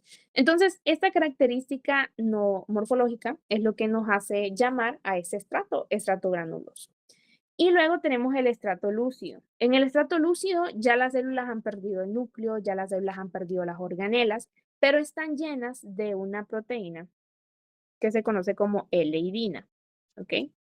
La L-idina es un precursor también de la queratina, que le da esa apariencia translúcida, ¿ok? La L-idina es la que le da esa apariencia translúcida, por eso es que se conoce como estrato lúcido, ¿ok? Y aquí ustedes ya saben que lo que vamos a tener son queratinocitos anucleados, únicamente queratinocitos, ya no hay otras células. Igual en el estrato granuloso solo hay queratinocitos, ¿ok? Y por último pasamos al estrato córneo. Entonces, en el estrato córneo, ¿qué es lo que tenemos? Queratinocitos muertos. Ya estos queratinocitos no tienen núcleo, no tienen organelas. Ellos están esperando el momento en el que se desprendan, se descamen y se caigan. Y aquí los conocemos como corneocitos. ¿Ok? Entonces, esa es como la epidermis, o sea, los estratos del epidermis, las células que podemos encontrar y las características morfológicas que tienen los queratinocitos en cada uno de ellos. ¿Tienen alguna consulta? Bueno, entonces, si no la hay, vamos a pasar a explicarles cómo es que se da este proceso de descamación. Yo les había dicho, ¿verdad? Que la descamación de los queratinocitos se da en promedio 28 días, ¿ok? En 28 días es el promedio en el que nosotros producimos desde el estrato basal un queratinocito, llegó al estrato córneo y posteriormente pues se fue, se cayó. Entonces, la descamación se da a nivel de mestrato córneo, ¿ok? Aquí es donde nosotros ya tenemos esas células listas para liberarse, para descamarse.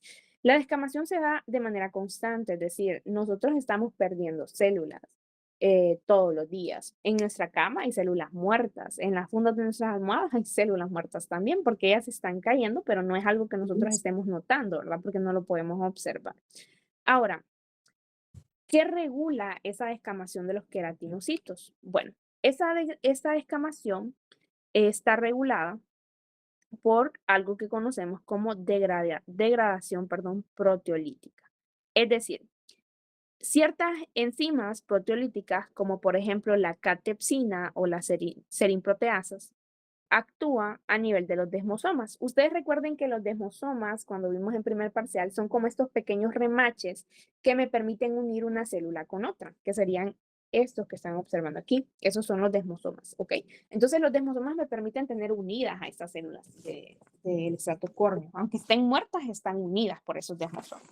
¿Y qué es lo que nosotros necesitamos para poder liberar a estas células? Porque no podemos estar almacenando estas células muertas, ¿verdad?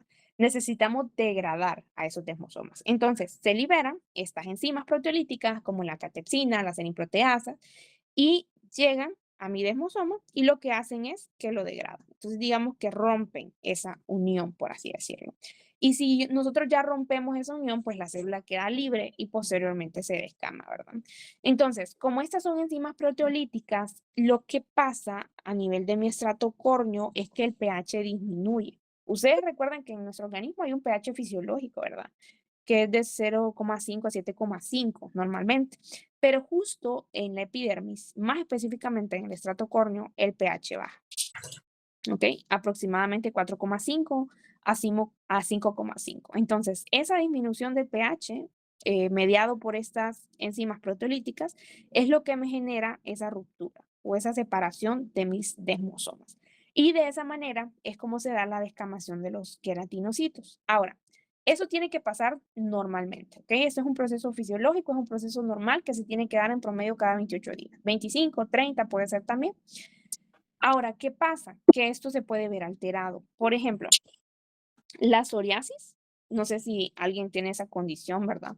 ¿Qué es lo que pasa en la psoriasis? Aumenta, por así decirlo, el ciclo, ¿ok? Perdón, el ciclo de las células, es decir, cuando la célula se dividió en el estrato basal y llegó a mi estrato córneo, ya no dura 28 días. Aquí dura de 3 a 5 días nada más. Entonces hay como un aceleramiento de ese ciclo, ¿verdad? Entonces, ¿qué pasa con estas células cuando llegan al estrato córneo? pues estas células no tuvieron el tiempo de madurar, ¿verdad? Son células inmaduras todavía. Entonces, el desprendimiento en el estrato córneo ya no se da de célula a célula, sino que se da por placas. Por eso en la psoriasis se ven como grandes placas que se van descamando, ¿ok? Porque se acelera el ciclo de maduración de los queratinocitos, y la descamación se da no célula a célula, sino que se da por placas completas. Y por eso se ven como algunas placas de queratina o placas de células muertas que sobresalen, por ejemplo. Ahora, en la dermatitis seborreica, por ejemplo, yo tengo esa condición de dermatitis seborreica, ¿qué es lo que pasa? También se acelera el ciclo de producción y descamación de queratinocitos, pero se acelera específicamente, como su nombre lo indica, en sitios donde hay glándulas sebáceas. ¿Ok? Específicamente aquí. Entonces se acelera ese ciclo y comienza a haber una descamación intensa, que a veces nosotros decimos tengo caspa, o si tienes una caspa que permanece por mucho tiempo y no la puedes controlar, probablemente sea una dermatitis seborreica, para que tengas. Y también aparece en la cara esto, porque hay una alteración. Y la descamación, entonces se acelera. La descamación se hace mucho más rápido. Y ya el ciclo no es de 28 días, sino que se reduce también. ¿Tienen alguna consulta con esto? De aquí lo que ustedes tienen que saber es que la descamación se da por una degradación proteolítica, las enzimas que participan, cómo es que disminuye el pH y qué es lo que se separa, se desprenden, en este caso serían los desmosomas. Bueno, entonces vamos a pasar a otra cosa muy importante, que es la barrera epidérmica contra el agua. Yo ya les escribí barrera epidérmica contra la piel, pero no, es barrera epidérmica contra el agua. Me disculpan que la diapo la hice como a las 5 de la mañana y me estaba durmiendo. Entonces, esa barrera epidérmica contra el agua yo ya les expliqué por qué es importante, ¿verdad? Funcionalmente. Porque mantiene la homeostasis de mi cuerpo. Ahora, ¿cómo se forma la barrera epidérmica contra el agua? Voy a ver si puedo. Ok. Ay, me salió. Entonces aquí, quería acercar esto. Ubiquémonos en la epidermis, ¿ok? En la epidermis es donde se forma mi barrera epidérmica contra el agua. Ahora, ubiquémonos más específicamente en el estrato granuloso, ¿ok? Recuerden que en el estrato granuloso, ¿qué es lo que se está produciendo? Se producen se producen gránulos de queratoialina, ¿verdad? Gránulos llenos de queratina inmadura, por así decirlo. Pero también se producen estas estructuras que están acá, que son vesículas, ¿ok? Una vesícula es como una bolsita que está formada por membrana también, por membrana plasmática, y que dentro de ella nosotros vamos a acumular algo, ¿ok? Eso es una vesícula. Pero esta vesícula tiene un nombre en específico y se conocen como cuerpos laminares, ¿ok? Entonces, en mi estrato granuloso se están formando esos cuerpos laminares, ¿ok? ¿Y qué es lo que almacenan? Mis queratinocitos también sintetizan lípidos, ¿ok? Mejor conocidos como lípidos pro barrera. Entonces, estos lípidos están aquí, dentro de mis cuerpos laminares, ¿ok? Ahora, ¿cómo se observan mis cuerpos laminares? Mis cuerpos laminares son como tubitos ustedes. Lo que pasa es que aquí lo cortamos a la mitad y pues esto es lo que nosotros estamos viendo, ¿verdad? Entonces, mis cuerpos laminares son vesículas, ¿verdad? Llenas de lípidos probarrera. Eso es lo que nosotros sabemos hasta ahorita. ¿Dónde se forman? En el estrato granuloso, junto con los gránulos de queratoialina. Ahora, ese cuerpo laminar, si ustedes se fijan, se va moviendo, ¿ok? Se mueve y se mueve hasta llegar a la membrana plasmática. Se une con la membrana plasmática y libera esos lípidos probarrera, ¿ok? ¿Cómo se llama ese mecanismo? Ustedes ya lo conocen, esto es exocitosis, ¿ok? Por medio de exocitosis. Entonces, libera esos lípidos probarrera al espacio intercelular, específicamente entre el estrato granuloso y el estrato córneo. ¿Ok? Entonces, específicamente entre el estrato granuloso y el estrato córneo es donde se nos forma la barrera contra el agua, ¿ok? Y es gracias a estos lípidos que se están liberando, por así decirlo. Entonces, hay una capa de lípidos que ustedes recuerden que los lípidos, ¿verdad? Son hidrófobos, entonces ellos no van a permitir que el agua que hay dentro de mi cuerpo atraviese mi estrato granuloso, pase mi estrato córneo y se liberen. Eso no puede pasar porque químicamente son opuestos. Entonces, por eso se forma esa capita de lípidos entre el estrato granuloso y el estrato córneo. ¿A partir de qué? De los cuerpos laminares, que también a esos cuerpos laminares se le conocen como cuerpos de Otland. ¿Cuerpos laminares o cuerpos de Otland? ¿Ok? Entonces, eso es contra la barrera, con la barrera epidérmica contra el agua. ¿Tienen alguna pregunta? Es de las arterias renales, las cuales son... Bueno, si no tienen ninguna pregunta, vamos a continuar. Ok, esa es una imagen de epidermis. Saben que esto ya es piel gruesa, ¿verdad? Y ahora vamos a la dermis. Entonces, en la dermis, ya ustedes saben que la dermis es un tejido conectivo subyacente, ¿verdad? Es un tejido conectivo que está justo debajo de mi epidermis. Y la epidermis la dividimos en dos, en dermis papilar y en dermis reticular.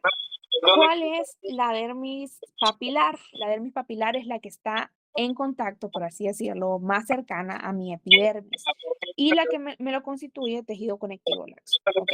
¿Por qué es importante que sea tejido conectivo laxo? Ustedes recuerden que mi epidermis es un epitelio. Una de las características de los epitelios es que son avasculares, es decir, ellos no tienen su propia vascularización, pero son células. Si esas células no se nutren, esas células se mueren. Entonces, ¿quién le va a proporcionar esa nutrición a mi epidermis? Mi dermis papilar. Por eso es tejido conectivo laxo, ¿verdad? Y luego tenemos la dermis que está ubicado profundamente, ¿ok? Que forma la mayor parte de la dermis también, que es la dermis reticular, ¿ok? Y como es una dermis reticular, o sea, es una dermis como una red, que lo que me le va a dar es soporte a mi epidermis, pues el tejido que nosotros encontramos es tejido conectivo denso y regular, ¿ok? Ahora, hay ciertas estructuras muy importantes que yo tengo en mi dermis que tienen que ver con la sensibilidad de mi sistema tegumentario, que son los corpúsculos, ¿verdad? Los corpúsculos que nos enseñan en neuro generalmente. Entonces, en mi dermis papilar, yo tengo esa estructura que está aquí. Esto es un corpúsculo de Meissner, ¿ok? Así es como se observa. Estas son fibras nerviosas realmente enrolladitas y están ubicadas ahí, justo en la dermis papilar. Entonces, el corpúsculo de Meissner responde a estímulos de baja frecuencia. ¿Qué significa eso? Que si hay un leve contacto con mi piel, como les había mencionado antes, una pluma que yo paso por mi piel, yo la voy a percibir. Entonces, esto es gracias a esos corpúsculos de Meissner que están ubicados en la posición más externa, ¿ok? Entonces, esos son los que responden a esos estímulos de baja frecuencia. Y si ustedes les preguntan dónde están ubicados, pues nosotros ya sabemos que están ubicados en la dermis papilar. Ahora, más profundamente, tenemos la dermis reticular y a su vez también tenemos ciertas estructuras asociadas, ¿verdad? Por ejemplo, esta que es como una cebollita o que son como cebollitas son los corpúsculos de Pacini, ¿ok? Los corpúsculos de Pacini, ellos responden a cambios de presión, ¿ok? Por ejemplo, si yo aplico una presión, voy a dibujar aquí un corpúsculo de Pacini como una cebollita, entonces, si aplico una presión, lo que pasa con mi corpúsculo de Pacini es que se deforma, ¿ok? Lo hundo, por así decirlo. Y esa deformación me genera un potencial de acción. Y ese potencial de acción viaja por mi sistema nervioso y me indica a mí que lo que yo estoy sintiendo es una presión o una vibración, porque se deformó, por así decirlo, mi corpúsculo de Pacini. Ahora, tenemos estas otras estructuras que no encontré una imagen más bonita, que son los corpúsculos de Ruffini. Los corpúsculos de Ruffini son los que me permiten a mí percibir fuerzas de estiramiento o de tensión en la piel, ¿ok? Ellos se estiran, ellos se tensionan, de igual manera generan un potencial de acción, mandan esa señal y yo percibo que mi piel la estoy estirando o hay una tensión en mi piel, por así decirlo. Y esas son como las estructuras asociadas que yo voy a encontrar en mi dermis, ¿verdad? Como las más relevantes, las que podría yo observar histológicamente. Porque también hay terminaciones nerviosas libres, por ejemplo, que ya son muy importantes porque me ayudan a percibir el dolor, por ejemplo, pero pues no las puedo ver. Esas no las puedo como ubicar histológicamente. ¿Tienen alguna pregunta? No. Bueno. Y ahora vamos a ver algo muy importante. Si ustedes se fijan en la epidermis, cuando nosotros hablamos de la piel en general, y vemos el corte histológico, se ve como una montaña rusa. No sé si ustedes se han fijado, que se forman estas estructuras, ¿verdad? Eso se debe a ciertas evaginaciones e invaginaciones. Entonces, ¿qué pasa?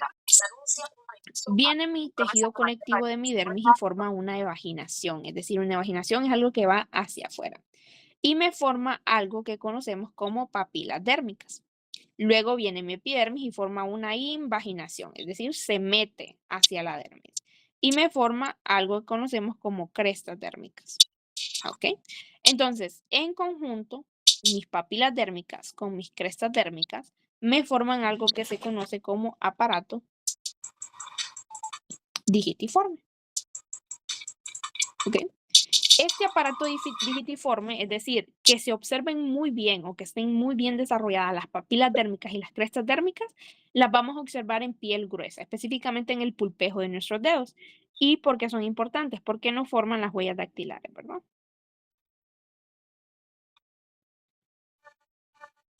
Perdón, las huellas dactilares. ¿Y por qué son importantes las huellas dactilares? Porque son únicas en cada individuo. No hay otra persona que tenga las mismas huellas dactilares que yo tengo, por ejemplo.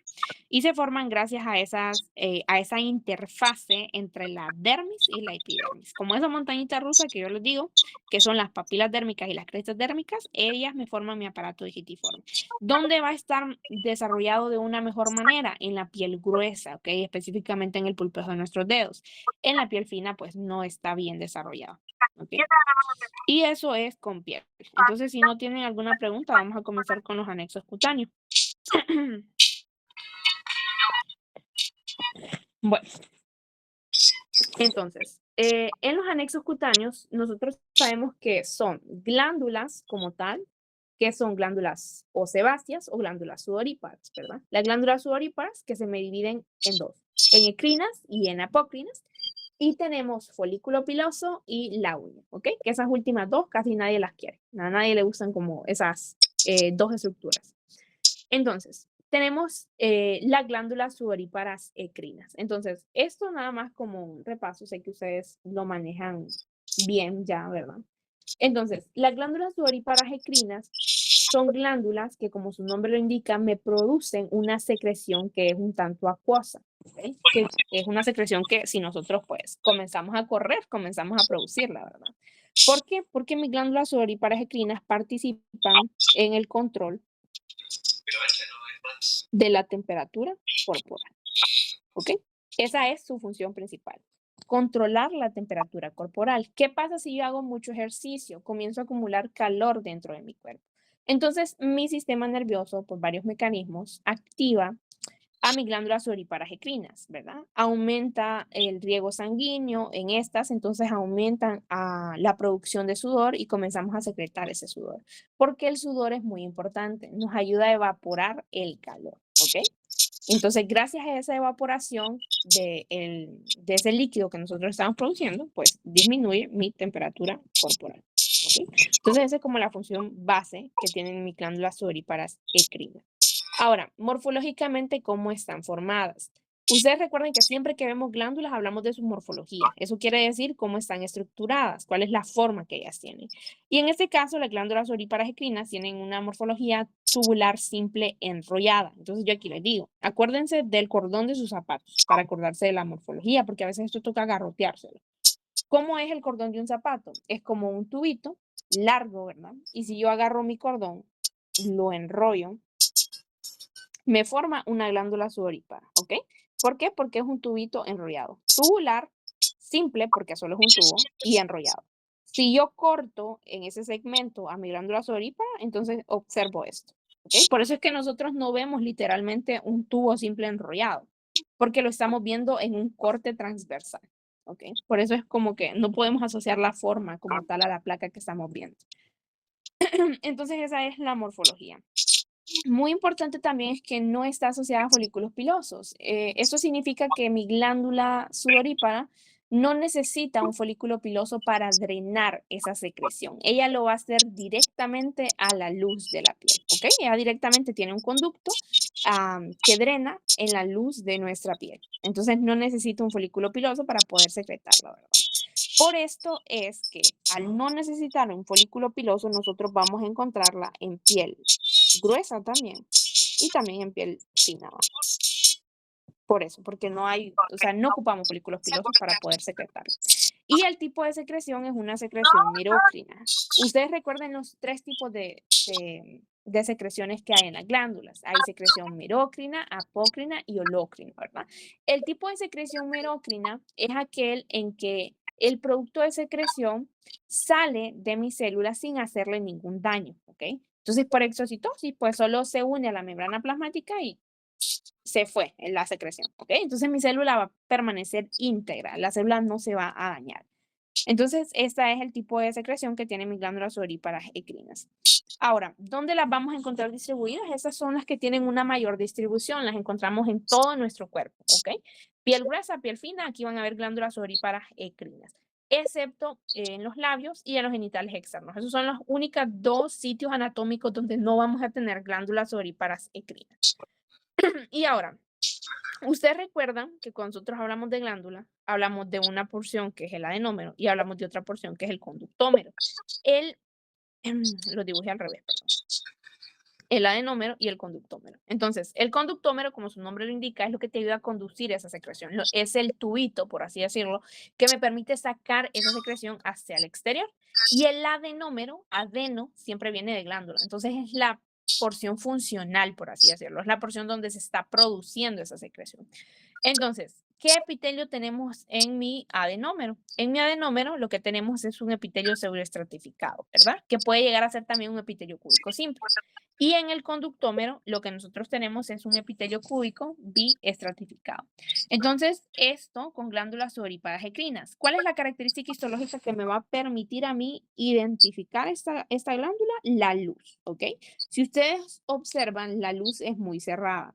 Entonces, si ustedes ven esa luz chiquita, una luz muy cerradita, en algunas ni se logra ver bien, entonces lo que yo estoy observando es una glándula sudorípara ecrina. Y también, si ustedes se fijan, alrededor de ella no hay ningún folículo piloso como tal, ¿verdad? Porque recuerden que no está asociada a folículos pilosos. Y eso con glándulas sudoríparas ecrinas. Ahora, tenemos las otras glándulas, que son las glándulas sudoríparas apócrinas, ¿ok? Aquí algo muy importante, por alguna razón, a estas glandulitas las nombraron mal. ¿Por qué? Porque ellas no tienen un mecanismo de secreción apócrina. Eso era lo que se creía anteriormente, ¿ok? Se creía que tenían un tipo de secreción apócrina, pero después nos dimos cuenta de que no es así. Pero su nombre se mantiene como glándulas sudoríparas apócrinas. Entonces, una mnemotecnia que les puede servir es que apócrinas comienza con A de adolescencia. ¿Por qué es importante esto? Porque ustedes recuerden que en su laboratorio les tuvieron que mencionar y en su clase también, que estas glándulas comienzan a ser funcionales en la adolescencia, en la pubertad. ¿Por qué? Por estímulos de hormonas. ¿Ok? Entonces, ahora, hablando de la morfología, ellas tienen la misma morfología que las sudoríparas ecrinas, es decir, son tubulares simples enrolladas. ¿Ok? Entonces aquí no cambia nada. La secreción es la misma, es una secreción mirócrina, es decir, la célula no sufre ningún daño para poder excretarla. Ahora, ¿qué es lo que cambia? Estas glándulas sí van a estar asociadas a folículos pilosos, ¿ok? Y eso es muy importante para que ustedes también se aprendan las ubicaciones. Entonces, todos aquellos sitios que ustedes recuerden, que ustedes saben que durante la adolescencia comenzó a crecer vello púbico, este es un sitio donde vamos a encontrar glándulas sudoríparas apócrinas, ¿ok? Entonces, estas sí están asociadas a folículos pilosos. Principalmente, ¿verdad? Esos folículos pilosos que comenzaron a producir pelo durante la pubertad. Entonces, ubicaciones, la axila, la región perianal, la areola del pezón, en el pubis, por ejemplo, o el monte de Venus. Esos son sitios donde yo tengo glándulas sudoríparas apócrinas. Ahora, estas glándulas sudoríparas apócrinas comienzan a secretar, ¿verdad? Este tipo de sudor que es característico, ¿ok? Que puede tener incluso feromonas, ¿ok? Porque ustedes recuerden que está asociada con ese componente hormonal. Y también son este sudor que muchas veces no huele bien, ¿ok? ¿Y a qué se debe que el olor no sea tan agradable? El sudor en sí, o sea, la composición química que tiene el sudor, en este caso, no es lo que la hace oler mal, sino las bacterias que hay en la superficie de estas regiones, ¿ok? Entonces ustedes pónganse a pensar en la axila, en la región perianal, en el monte de Venus, son sitios donde nosotros tenemos un predominio de mayor cantidad de bacterias. Entonces las bacterias generan ciertas reacciones que provocan que el sudor huela mal como tal. Entonces el sudor no es el que huele mal, sino la reacción que genera el sudor, que generan las bacterias, perdón, al entrar en contacto con el sudor. Eso es lo que huele mal como tal. Ahora, de igual manera, el adenómero, ¿verdad? Vamos a tener lo que es el epitelio pseudoestratificado, conductómero, el epitelio bi-estratificado. Entonces se repite lo mismo que mis glándulas sudoríparas. Ahora, en este caso, mis glándulas sudoríparas apocrinas tienen también las mismas células que mis glándulas sudoríparas ecrinas. ¿Cuáles eran esas células? Tenemos células claras, células oscuras y células mioepiteliales. ¿Ok? ¿Por qué las células claras se llaman células claras? Porque estas lo que me secretan son glucoproteínas. ¿Ok?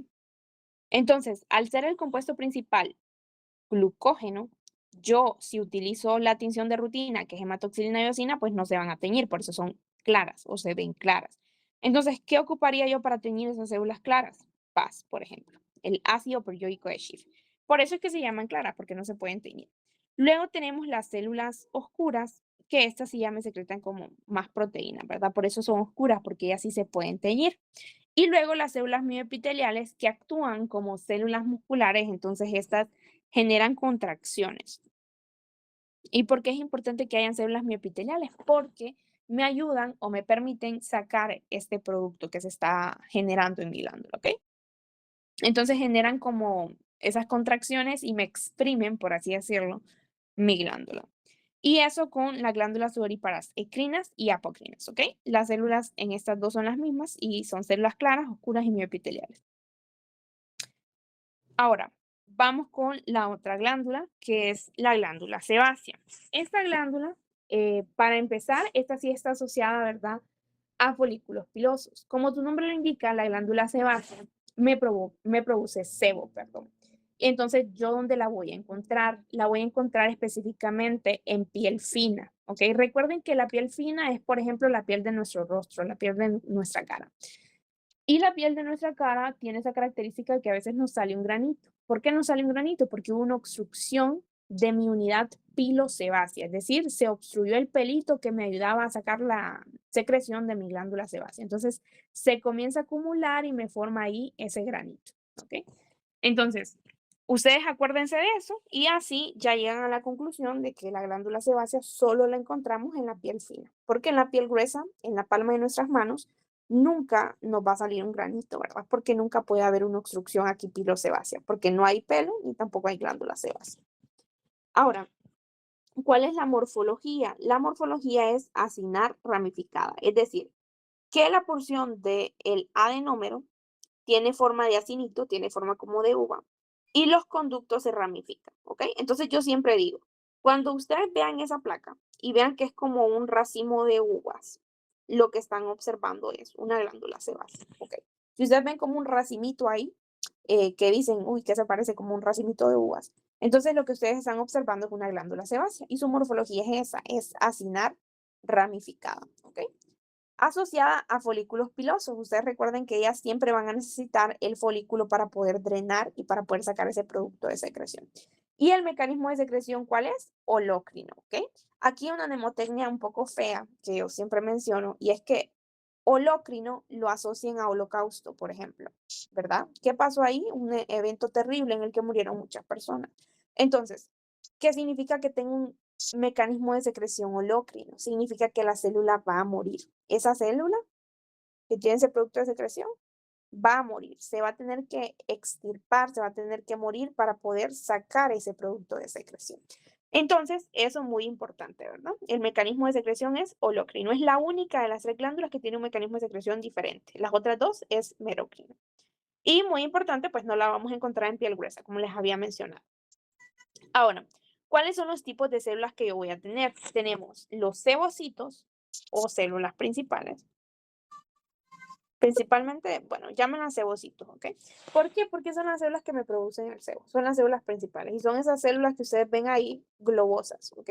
Unas células gorditas que ven ahí llenas de algo, esos son mis cebocitos. Y mis células basales. Las células basales van a estar justo en la periferia de mi glándula y estas actúan como células madre. ¿Ok? ¿Por qué tienen que haber células basales? Porque recuerden que mis cebocitos van a estar muriendo. A medida que ellos vayan produciendo sebo, ellos van a ir muriendo. Entonces necesito regenerar yo a esas células. ¿Y cómo lo voy a hacer? Con mis células basales, ¿verdad?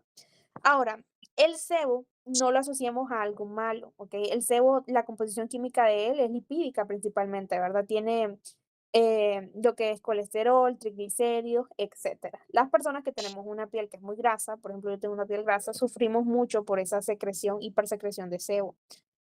Pero realmente el sebo tiene una función importante que es mantener la elasticidad de nuestra piel, ¿ok? Entonces no lo asociamos directamente a algo malo. Pasa que algunas personas pues tenemos esa condición de tener una hiperproducción de sebo, ¿verdad? Y nuestra piel es muy, muy grasa. Entonces eso con la glándula. No sé si tienen alguna pregunta. Ok, entonces voy a seguir, ya solo nos faltan dos estructuras como tal y ya no me queda tanto tiempo. Entonces vamos a hablar del folículo piloso. El folículo piloso generalmente no nos gusta, ¿verdad? Por alguna razón es que él tiene una estructura un poquito compleja, un poquito complicada. Entonces, ¿qué es el folículo piloso? El folículo piloso, si ustedes se fijan, no es más que una invaginación de mi epidermis. ¿Okay? Mi epidermis se mete hacia mi dermis y se invagina y me forma mi folículo piloso. Muy importante, no vamos a confundir el folículo piloso con el pelo, son dos estructuras diferentes. El folículo piloso es el sitio a partir del cual crece el pelo y el pelo pues ya es el pelo como tal, ¿verdad? Que lo vamos a estudiar también histológicamente más adelante. Ahora, si yo agarro un folículo piloso y lo parto, por así decirlo, a la mitad, de manera lateral o de manera sagital, lo que yo voy a observar es esto que está aquí. ¿Y qué es algo que ustedes tienen que saber? Bueno, algo importante es que ustedes saben que los folículos pilosos tienen varias fases, ¿verdad? De desarrollo. El que nosotros estudiamos histológicamente es el folículo piloso en crecimiento, que es el que tiene la estructura más compleja. Entonces, ese es el que estudiamos, el que está más complicado. Entonces, si nosotros hacemos ese corte y miramos el folículo piloso de manera lateral, lo dividimos en varios segmentos. Entonces, tenemos el primer segmento que es el infundíbulo. El infundíbulo se extiende desde el sitio en el que sale mi folículo piloso hacia el exterior hasta el sitio donde mi glándula sebácea drena. ¿Ok? Recuerden que mi glándula sebácea está asociada a mi folículo piloso. Entonces, el infundíbulo es la vía donde viaja el sebo hasta salir al exterior. ¿Ok? Básicamente esa es la función del infundíbulo. Sirve como el caminito, por así decirlo, para que salga ese sebo. Luego tenemos el istmo. El istmo se extiende desde mi infundíbulo hasta el sitio donde se inserta el músculo erector del pelo. ¿Ok? Este es mi istmo. Luego tenemos otra estructura que no está descrita en la imagen como tal, que vendría siendo como esta zona de aquí. A esto lo llamaríamos protuberancia. ¿Es algún procedimiento hecho estético? Folicular. Tengo dos. ¿Y por qué es importante, perdón, mi protuberancia folicular? Porque es como una pancita que tiene mi folículo piloso. Entonces, en esa pancita, lo que hay acumulado son células madres epidérmicas, ¿ok? Y estas células madre son muy importantes. ¿Por qué? Porque posteriormente, pues estas van a viajar hasta lo que se conoce como zona matricial y aquí comienzan a dividirse, comienzan a diferenciarse y comienzan a generar lo que es el crecimiento de mi pelo. ¿Okay? Por eso son importantes. Entonces, mi protuberancia folicular es la pancita de mi folículo piloso donde se acumulan células madres epidérmicas. Y luego tenemos el segmento inferior, que sería toda esa porción que está ahí. ¿Qué pasa con el segmento inferior? Cuando nosotros observamos un folículo piloso en crecimiento, ese segmento inferior está engrosado. Entonces, a ese engrosamiento lo conocemos como bulbo.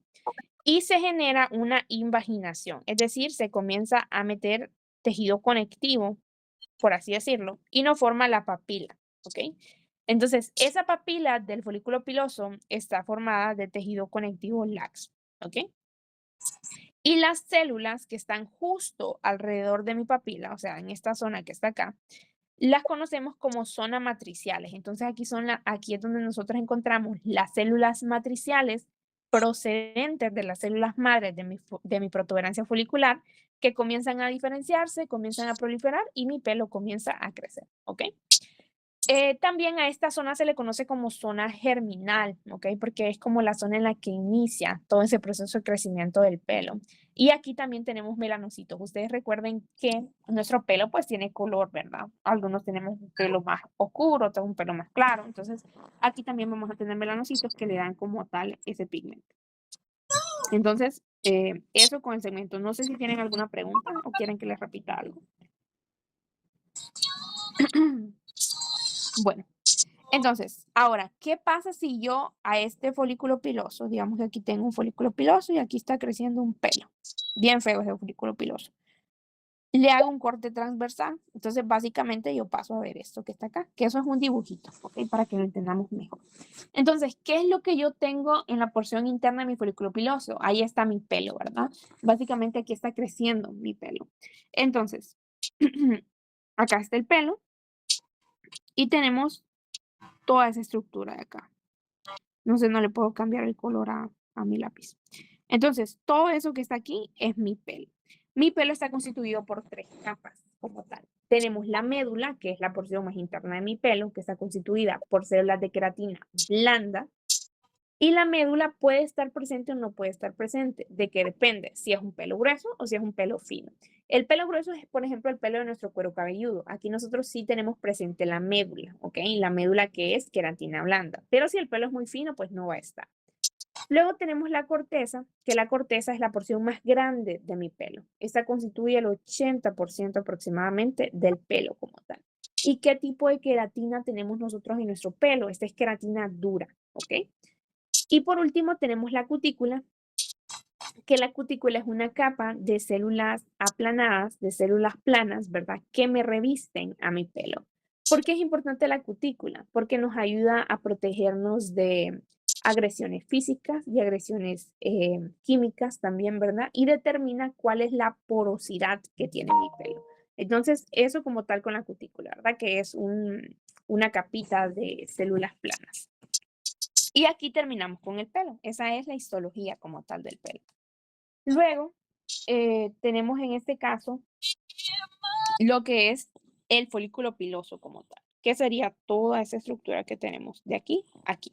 Entonces, el folículo piloso se divide en 3 grandes partes, ¿ok? Vaina radicular interna, vaina radicular externa y membrana vítrea, ¿ok? Eso es como lo más grande que nosotros tenemos del folículo piloso. ¿Qué es lo que pasa? Mi vaina radicular interna, pues se divide en varias porciones, ¿verdad?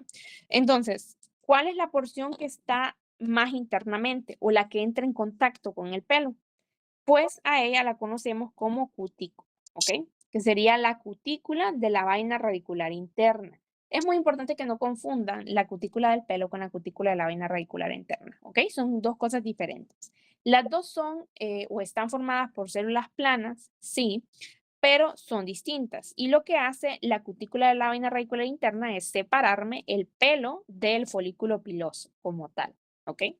Luego tenemos otra capa, que es la capa de Huxley. La capa de Huxley son células planas, ¿ok? Van de 1 a 2 capas de células planas y me constituyen, perdón, la parte intermedia de mi vaina radicular interna. Luego tenemos otra capa, que es la capa de Henle, ¿ok? Ustedes pueden asociar que la capa de Henle termina en E, entonces esta es la más externa. La capa de Henle termina en I y es la más interna, para que se vayan como ubicando. Entonces, la capa de Henle es un epitelio cúbico. Igual es de 1 a 2 capas de epitelio cúbico, ¿verdad? Y eso como tal es mi vaina radicular interna. Entonces, esa vaina radicular interna son células de queratina blanda. ¿Ok? De queratina blanda. Muy importante es que esa vaina radicular interna no va a salir al exterior con el pelo. Ella se queda hasta el istmo aproximadamente. ¿ok? Hasta el istmo, ahí degenera mi vaina radicular interna.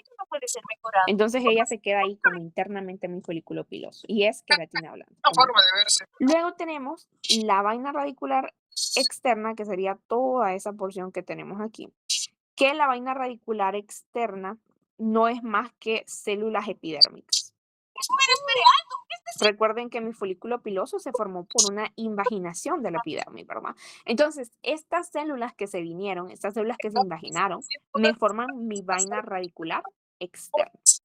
Ahora, ¿qué es lo que me separa mi folículo piloso del tejido conectivo que tenemos alrededor? La membrana vítrea, ¿ok? Muy importante. La membrana vítrea actúa como una membrana basal que me separa, por así decirlo, mi folículo piloso del tejido conectivo que tiene alrededor. Y eso como tal es folículo piloso en un corte transversal. Eso es lo que ustedes tienen que saber de folículo piloso en corte transversal. Ahora, aquí tienen un folículo piloso mirado en una visión lateral, ¿verdad? Entonces aquí es donde ustedes tienen que saber lo que son las porciones, el infundíbulo, el istmo, la protuberancia folicular, el segmento inferior, qué es esto de papila dérmica, que ustedes ya saben que es un tejido conectivo laxo que se invaginó, que en la protuberancia folicular, aquí se mira muy bien, tenemos estas pancitas que son células madres epidérmicas, ¿verdad? Y que esas células madres epidérmicas son importantes porque me van a proporcionar a mí, a mis células matriciales, y que a partir de esas células matriciales es donde va a crecer el pelo. Y el pelo es, ¿qué queratina? Queratina dura, como tal. Ahora, hay otra cosa importante que son las fases de crecimiento del pelo, porque es importante que nosotros sepamos que el pelo no está creciendo todo el tiempo, o sea, el pelo tiene fases de crecimiento como tal, y se dividen en tres. Tenemos la anágena, que es el crecimiento como tal, ¿ok? Esa fase anágena de crecimiento de pelo puede durar varios años, ustedes. Pueden ser incluso hasta unos 5 años en que el pelo esté creciendo, que el pelo no crece tanto, ¿verdad? Crece tal vez 1 milímetro al mes aproximadamente. Entonces, la fase en la que el pelo está creciendo se le conoce como anágena. Esta fase, pues, puede variar. ¿Y qué es lo que pasa en esa fase anágena? Las células matriciales que yo les había mencionado, pues, están trabajando. Esas células matriciales están trabajando en exceso, están como encendidas, por así decirlo, y están generando el crecimiento del pelo. Es la fase más larga de todo el crecimiento del pelo, puede durar de unos 2 a 6 años aproximadamente.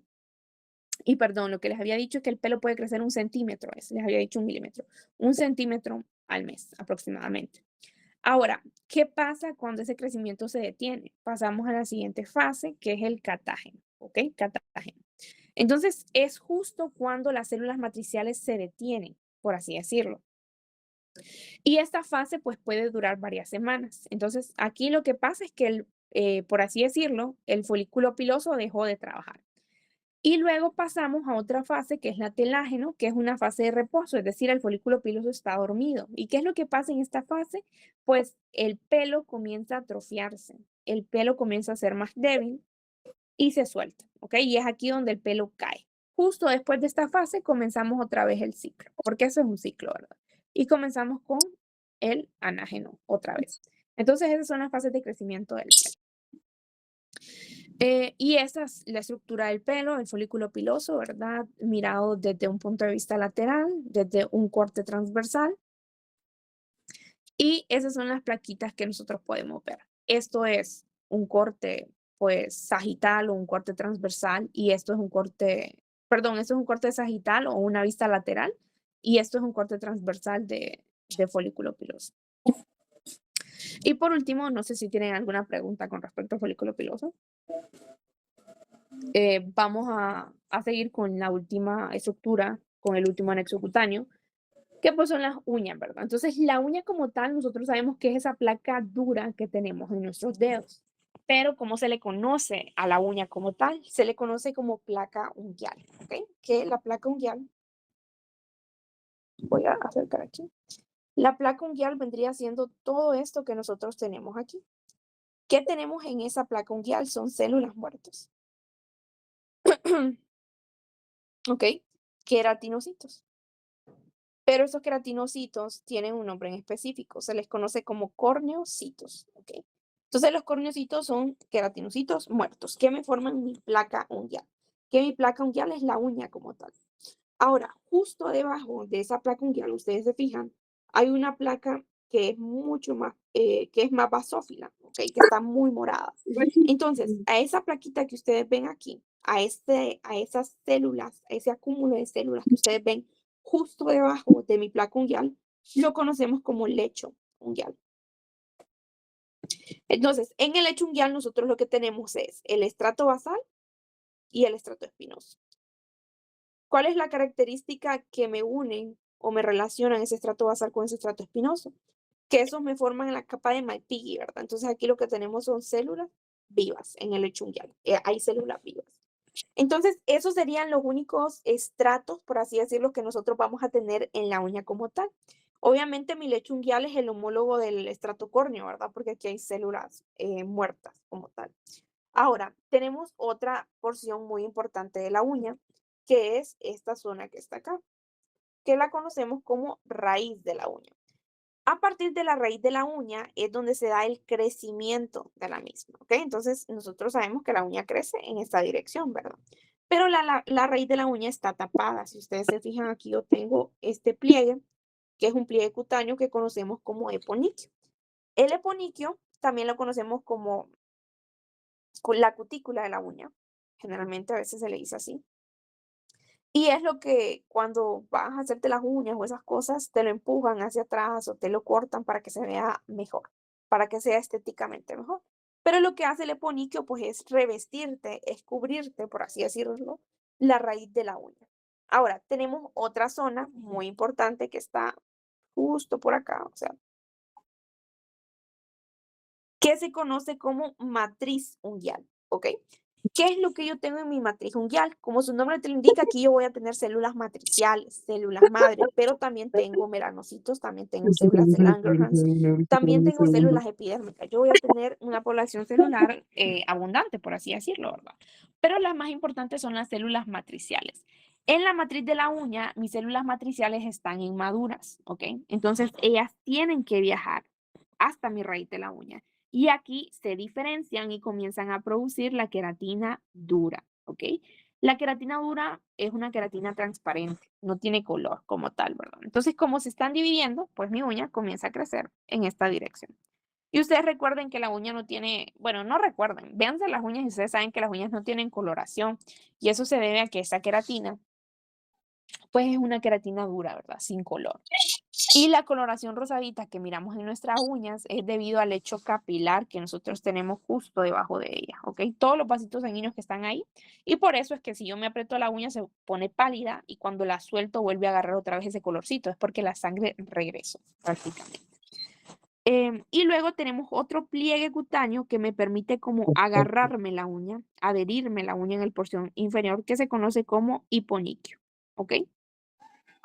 Como hiponiquio. Entonces, esas son las estructuras que yo voy a tener en mi uña. Ahora, si ustedes ven su dedo pulgar o su dedo gordo, no todos lo tienen, de hecho, pero la mayoría de personas lo tenemos, que es una media luna de color blanquecino. A esto nosotros lo conocemos como lúnula, ¿ok? La lúnula forma la parte viva de la uña. Entonces, yo lo que estoy observando aquí son células vivas, específicamente células matriciales, son las que yo voy a estar observando, ¿ok? Entonces, a esa partecita de la uña la conocemos como lúnula. No sé si tienen alguna consulta al respecto. Cuando salen unas manchitas blancas, ¿tienen nombre en la uña? Fíjate que esas manchitas blancas, no recuerdo muy bien el nombre en ese momento. No sé si hay alguien más de los instructores. Creo que se conocen como leuconiquia, algo así, leuconiquia, que son realmente como una alteración del color que hay en la uña, por algún golpe que te diste, por ejemplo. Entonces, ese golpe genera un daño ahí en las células y te puede generar como ese cambio de color. Pero si no estoy mal, el nombre es leuconiquia. Eso.